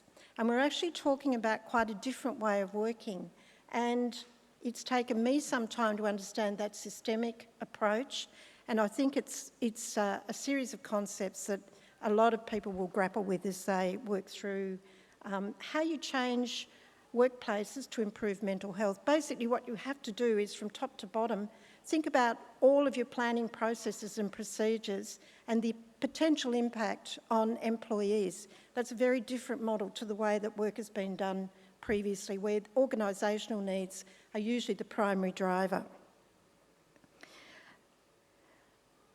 COVID arrived, which meant that we could not easily access members to get their involvement in the project. One of the key requirements is the participation of the target audience or target group in decision making, and we did have quite a lot of difficulty in convincing DELP that this was important. This is essential to ensure that the interventions are effective. Without that engagement, it means that there is no buy-in and little commitment to the outcomes of that group that for whom we're seeking to improve their workplace. From May to July this year, the Director of OHS at AMWU, Percy Pillay, and I visited regional depots and discovered that there was a very low level of understanding of the project, despite the fact that it had been going now for, at that stage, close to 18 months. Our purpose when visiting the regions was to encourage interest and involvement in the project by the firefighters. Because they are spread across the state, we decided to establish a reference group to gain their input and create a mechanism for feedback to members about the project. The level of interest was such that we had no problem filling the available positions. We had a quota of 6 delegates and 6 HSRs, a rather large reference group. We did ask for 2, but we were knocked back to 1. So thinking that 1 was better than none, we moved ahead with the reference group. We've worked with incredibly tight timeframes throughout. We've had to achieve basically all the outcomes within a 10-month time span. We had more volunteers for places than there were places in the reference group. We've now had 3 virtual meetings of the reference group and 1 face-to-face meeting, and there's no doubt that virtual meetings limit participation, but they have certainly improved communication about the project. We will begin another round of regional visits soon to gather feedback about the effectiveness of the reference group and the interventions, and that's happening at the same time as RMIT comes in and evaluates the 2 interventions that we finally agreed on. That first intervention was signed off by WorkWell last December and finally implemented in July. This is a coaching program for firefighters after they've been medically downgraded or reclassified. The department has outsourced medical assessments to an organisation called CHM. Some of you may be familiar with that. Firefighters are required to undergo a fitness for work assessment every few years to retain a classification that allows them to continue to be on the fire line. A medical downgrade is psychologically challenging for a range of reasons, and we requested that RMIT do some further research interviewing firefighters just to gather information about their experiences of medical downgrade because it wasn't clear from the initial interviews that we had that information. What the RMIT's second round of interviews revealed is that firefighters feel the process is impersonal.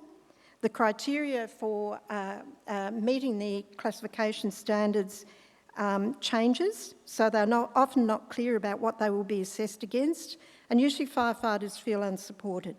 The process of assessment lacks empathy and recognition of outcomes for the firefighters, who lose a lot when they're reclassified as a result of the assessment. They lose income, they lose status, and if the downgrade is permanent, which is more likely as firefighters age due to body wear and tear, there are no clear ongoing roles for them. The intervention now being implemented is a pilot program which is providing 23 volunteers with skills mapping and coaching to assist them in finding alternative employment, either within the department or within another organisation. It is not a systems intervention. It was signed off by Workwell, and personally I had a moment of panic when I looked at it and thought this actually isn't addressing systems. It is unlikely to lead to cultural change. However, it has had the effect of encouraging firefighters to get involved in the project, and for some there will be some good outcomes. But we still haven't addressed that medical assessment process that is actually part of the problem, and also the loss of status, the loss of income, and the loss of a clear career path post-downgrade. We then agreed on a second intervention looking at training and extending that to career development for firefighters. And my thinking was if we can come in at the front of that process and try and create more options for firefighters as they go through that process of medical downgrade, and it's remarkably common. Most of them can expect that will happen at some time during their career. Forest firefighters are often located in remote regions, and they tend to stay with DELP for most of their working career. So some of them can actually be off the fire line for more than half of their career, and it's important that they have meaningful work. We're hoping that that the second intervention, we've just concluded a workshop which was conducted in Melbourne last week and was run and facilitated by an external consultancy, came up with some fantastic ideas and solutions to the problems. We're now considering those and hoping that that will mean a shift by the department in looking at a career development framework and consistent training, consistent skills training beyond their immediate roles that will give them further options if they are medically downgraded or choose indeed to continue a career somewhere else within the department.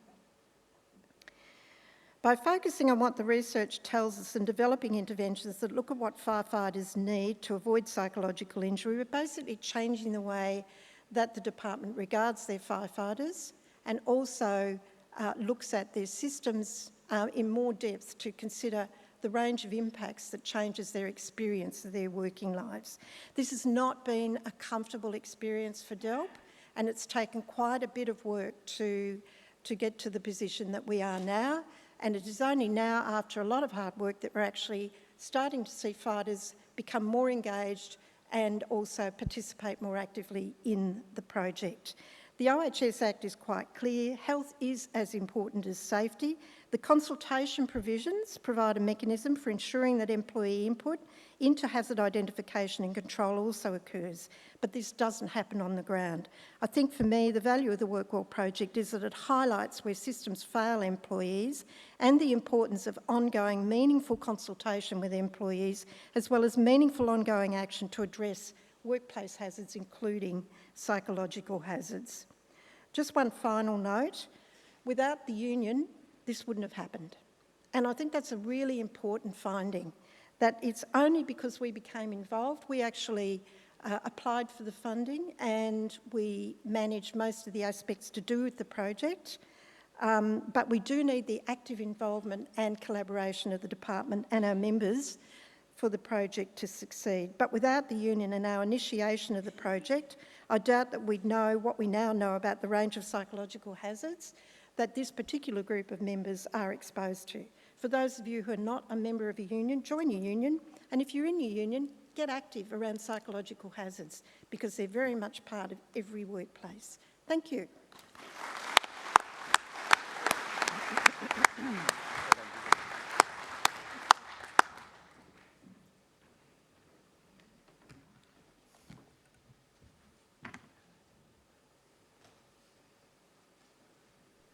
Psychologically safe workplace is a happy workplace, and if everybody's feeling well within themselves, the outputs and that are going to be greater. You're going to get more work done, the quality of work is going to be better, there's going to be less incidents and that sort of thing because the mind's not wandering off and doing other stuff and all that sort of stuff. So it's only a good thing all round to sort of start talking about these things.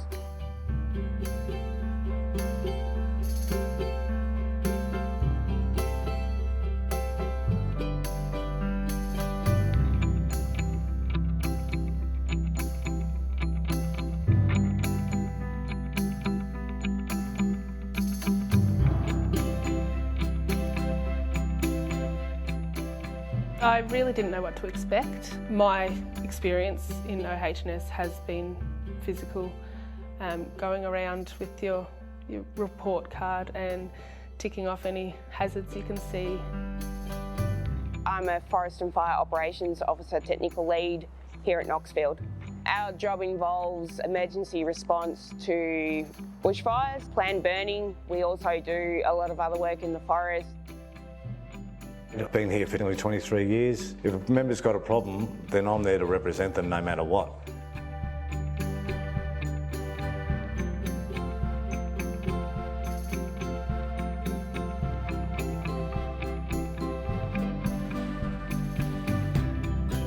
From the reports from the staff, workload is probably a generic one, no matter where you are. There's always lots to do, especially in a school environment. The hazards and dangers that we face in the job, there's the really obvious ones like the fatigue, the heat, the environment that we're working in. I think it's fair to say that a lot of us didn't recognise the psychological hazards that we face on a daily basis. When we're on high rotation, we'll be away for a week working 14-hour shifts. Sometimes those shifts blow out to over 16 or 24 hours. So that has an impact on our home life. The fatigue catches up with you.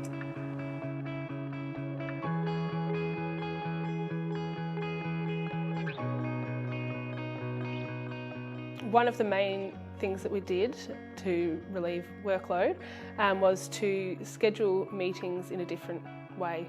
So we'd have only some face-to-face meetings and others were delivered online or with a more flexible time frame. They could do it where they wanted to. We now have a Forest and Fire reference group. We've now got a voice to say, these are our issues and we want to fix them, we want to improve these things into the future.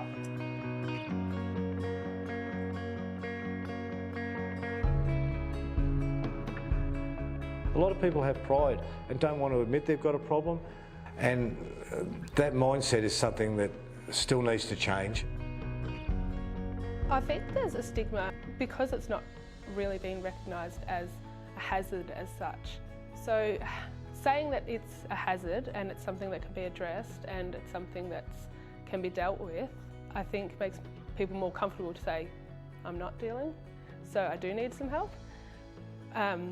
Whereas it's quite obvious, a physical problem or injury is quite obvious, and the resolution for that's quite obvious as well. So opening it up that it is a hazard and it can be relatively the same way be dealt with, just sort of cuts back that stigma a little bit.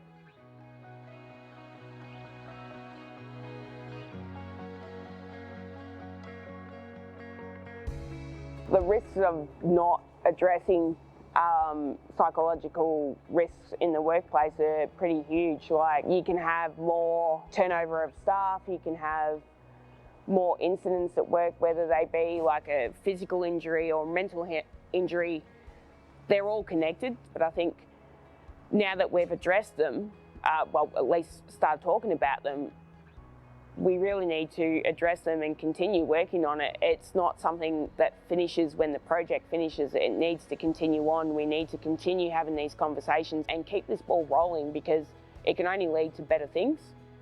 The turnaround we've had in the last 12 months, I'd say, really has been tenfold. With this project, it helped the company see that we do care and we do have good ideas, and we could put good things forward where we're going to work in harmony together in achieving the goal we want.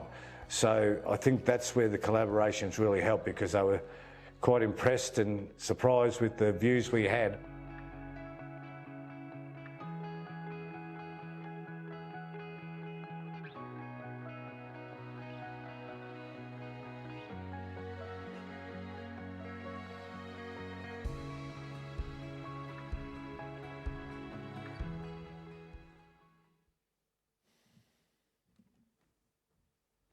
All right.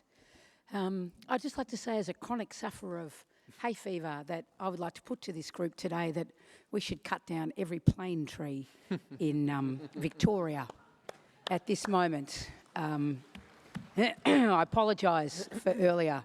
There's clearly something in the air. All right, there are some questions that have come through. Some of them are very similar, so I'm just going to bring them together. The top two questions really relate to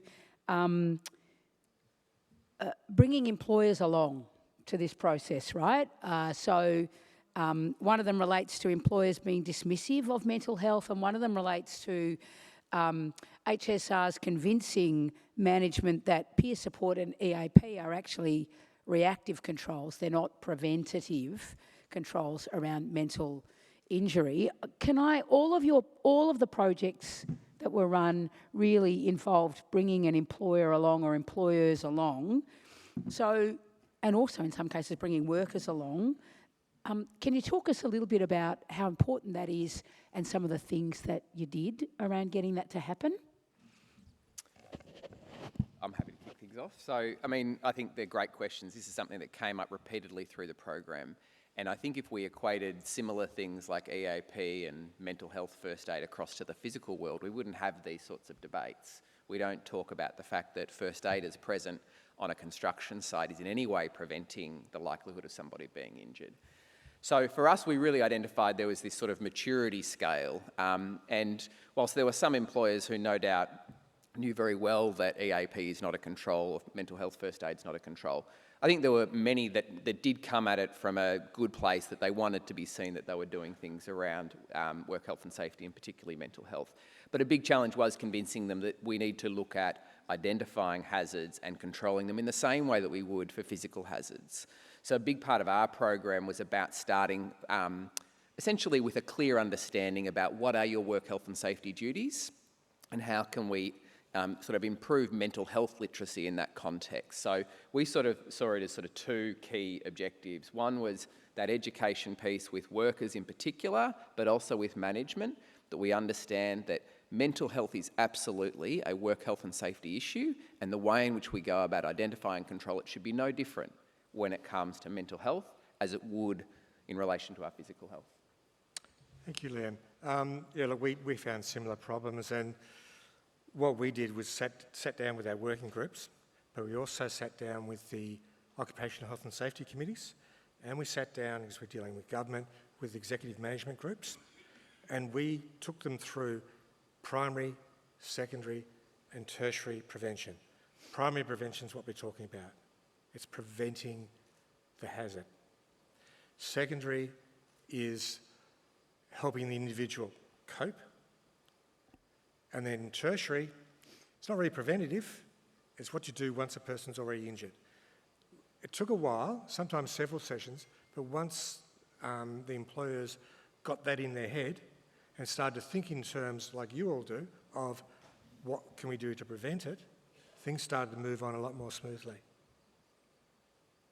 Okay, so we obviously engaged the health and safety reps, but we also developed a business case outlining what was good for workers and what was good for management. And we took it to them like a business case, and we got them to sign an MOU and said, put your money where your mouth is, basically. I came in fairly late to the project, so I was picking up pieces. I wish that I had thought of an MOU, but it probably would have been too late. I think, for me, my view is that unless you engage workers in this and you drive the process with the people who you are trying to involve, engage, change the way that work is done, then it won't work. And my strategy was very much to identify people within our membership who had an interest and were prepared to join us in trying to get some changes in for them and for their benefit. I think there's been a bit of a control battle. I think that the departments saw us coming. We had sign-off from the Secretary of the department, but by the time that I arrived, there'd been an intervention on the table for a good 6 months. Things had appeared to die, and I had to kind of kickstart and start things moving very quickly. But there is that question of ownership, and I think it's a critical one, and my advice to anyone in the future who might be working on something similar, make sure you engage, and it's a recommendation I'll put back to Workwell as well, with the employer, and make sure that you know that they've signed on, because without that collaboration, it is difficult. And it's very clear to me there are benefits both for the organisation and for the people that we represent if there is full participation. There are a number of questions about the various projects, and particularly around the toolkits and resources and things. So I'll start with the question that's specifically there is about the posters, so I'm going to assume that's you, Sarah, your posters. But with the rest of the group, there's also a question about having that vicarious trauma training tool, like how do we add those things? So I'm going to ask each of you, but I'll start with you, Sarah. Are your resources available to others? And if they are, how do they access them? Good question. The posters, which are, I agree, absolutely fantastic. Well, we're going to be we're using them at the conference, and yes, I think that if an individual health and safety rep wanted to put it up in their workplace and they got in touch with the trades hall, I might try and facilitate that, because I think the more we get the message out, the better. So yeah, email the trades hall. Yep. Yep, we can do that. I'm sure Dom can do that. Yep, he's nodding enthusiastically. Thousands of them. And I think there was a question about the vicarious trauma training, and there's also a question about the ACTU Mind Your Head project, how that might roll out more broadly. So there's kind of... On the vicarious trauma training, I'd recommend looking at the website. The actual training itself, we're now looking at trying to make it, get it accredited, so it can be offered elsewhere. So this training was specifically developed to use during the project. We're also looking in terms of, once the psychological health regulations come out, and WorkSafe look at developing a refresher course for psychological health, how we can incorporate the vicarious trauma training into that as well. So the short answer is it's not available at the moment, but we are looking to get it accredited and offer it as a short course. Awesome. And the ACTU? Yeah, so there are really three things that we developed over the course of the last 2 years, and we've also developed a training session that we talked about when I spoke before. That's something that we are also keen to get accredited, not just here in Victoria, but nationally, especially given that across the country, obviously specifically here in relation to the psychological health regulations, we are going to see new laws that will create increased obligations on employers and new rights for workers. And we need to make sure that workers, HSRs, are trained on them. But specifically what we created was obviously a guidance, which is available at mindyourhead.org.au, and you can download that booklet, and it's a booklet that essentially talks you through all of your health and safety rights with regards to mental health and how you might go about exercising them. Secondly, we also create a checklist, which is really about thinking about your workplace and understanding the types of psychosocial hazards that exist in your workplace and how you'd go about controlling them. We've got one more thing that's in the wings, and hopefully over the summer period we'll be in a position to release that, and that's going to be a job demands and resources toolkit. Job demands is one of the biggest issues that came back through the project as one of the hardest things to both identify and control. So what we want to try and look at is a toolkit that workers can use that can clearly identify the types of demands that workers are exposed to, and talk about the resources that you need. I think one of the big things that's sort of awaiting us when it comes to psychological health regulations is it's actually going to give us a really good lever to start looking at systems of work and some of those other issues that actually, when we think about some of the industrial issues that colleagues were talking about earlier this morning, like rosters, hours of work, remote and isolated work, things that we've been bargaining about, actually from a health and safety rights point of view, we'll have some new tools to start getting into those issues as well. All right. So, Will, can I just say that it will save emailing Dom if I just give him the link to our website, okay? Yes. So that would be great, because I think Dom is suggesting that we're going to share the Vicarious Trauma website and the Mind Your Head websites on our Facebook page, the OHS Facebook page, and if you can give that to Dom, we will share that as well. There will be much sharing. And Deirdre, if you've got anything you want to share, just let us know. And personal reflections, some photos of your most recent holiday, any of that is fine. Well, we've discovered our members don't read Facebook. Oh, okay. Well, but some of these HSRs will be reading Facebook, and if there's anything that you can share, that would be great. All right, so I want to thank, can you please thank all of our comrades here for their presentations.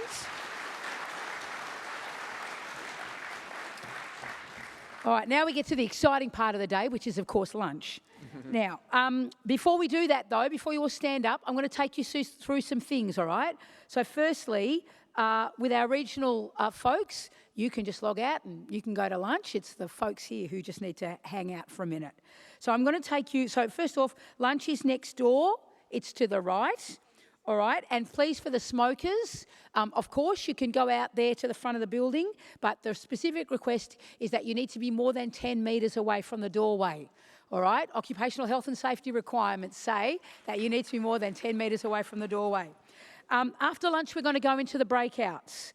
Now, the breakouts, like every year, are divided into union groups. In your show bags is a piece of paper, and on one side is a list of union groups and a location of that group. Now, there's a special invitation for any folks from the NTEU, ASU and CPSU that if you are in your industries, which is higher education, local government and the community sector, or community and public, local government and community sector, or the public sector, they're inviting you to their session, whether or not you're a current union member. There are signage, and look at you all, you're frantically getting out there to get your sangers. There's signage and VTHC staff to help direct you. For Grand Hall 2 and 3, if that's your place, over lunch, this room is going to get divided into two, and United Workers Union and AMWU, you're back in these rooms. If you're in Tennis HQ 1, 2 and 3, you'll need to go to the balcony on the far right of the dining room and follow the corridor through to the Tennis HQ rooms. That's that way. If you're in the cafe function room, you'll need to go down the stairs at the far right of the foyer. Everyone else needs to go back through the area where you registered this morning and up the stairs at the far left of the foyer. Your certificates of attendance will be available after the breakout sessions from the registration desks. You've got a query about the copy of the Act that you have in your pack there. We've had a few people saying they love them, they want more. They will be distributed through the refresher training that we do and also through various affiliate unions if you want them. Dom is here. Is there anything else? Yes, there's a little note. Someone's lost, if you've lost your Mikey, doesn't have a name, please come and see Dom. And lastly, please enjoy your lunch. And remember, there is power in the union. Thank you.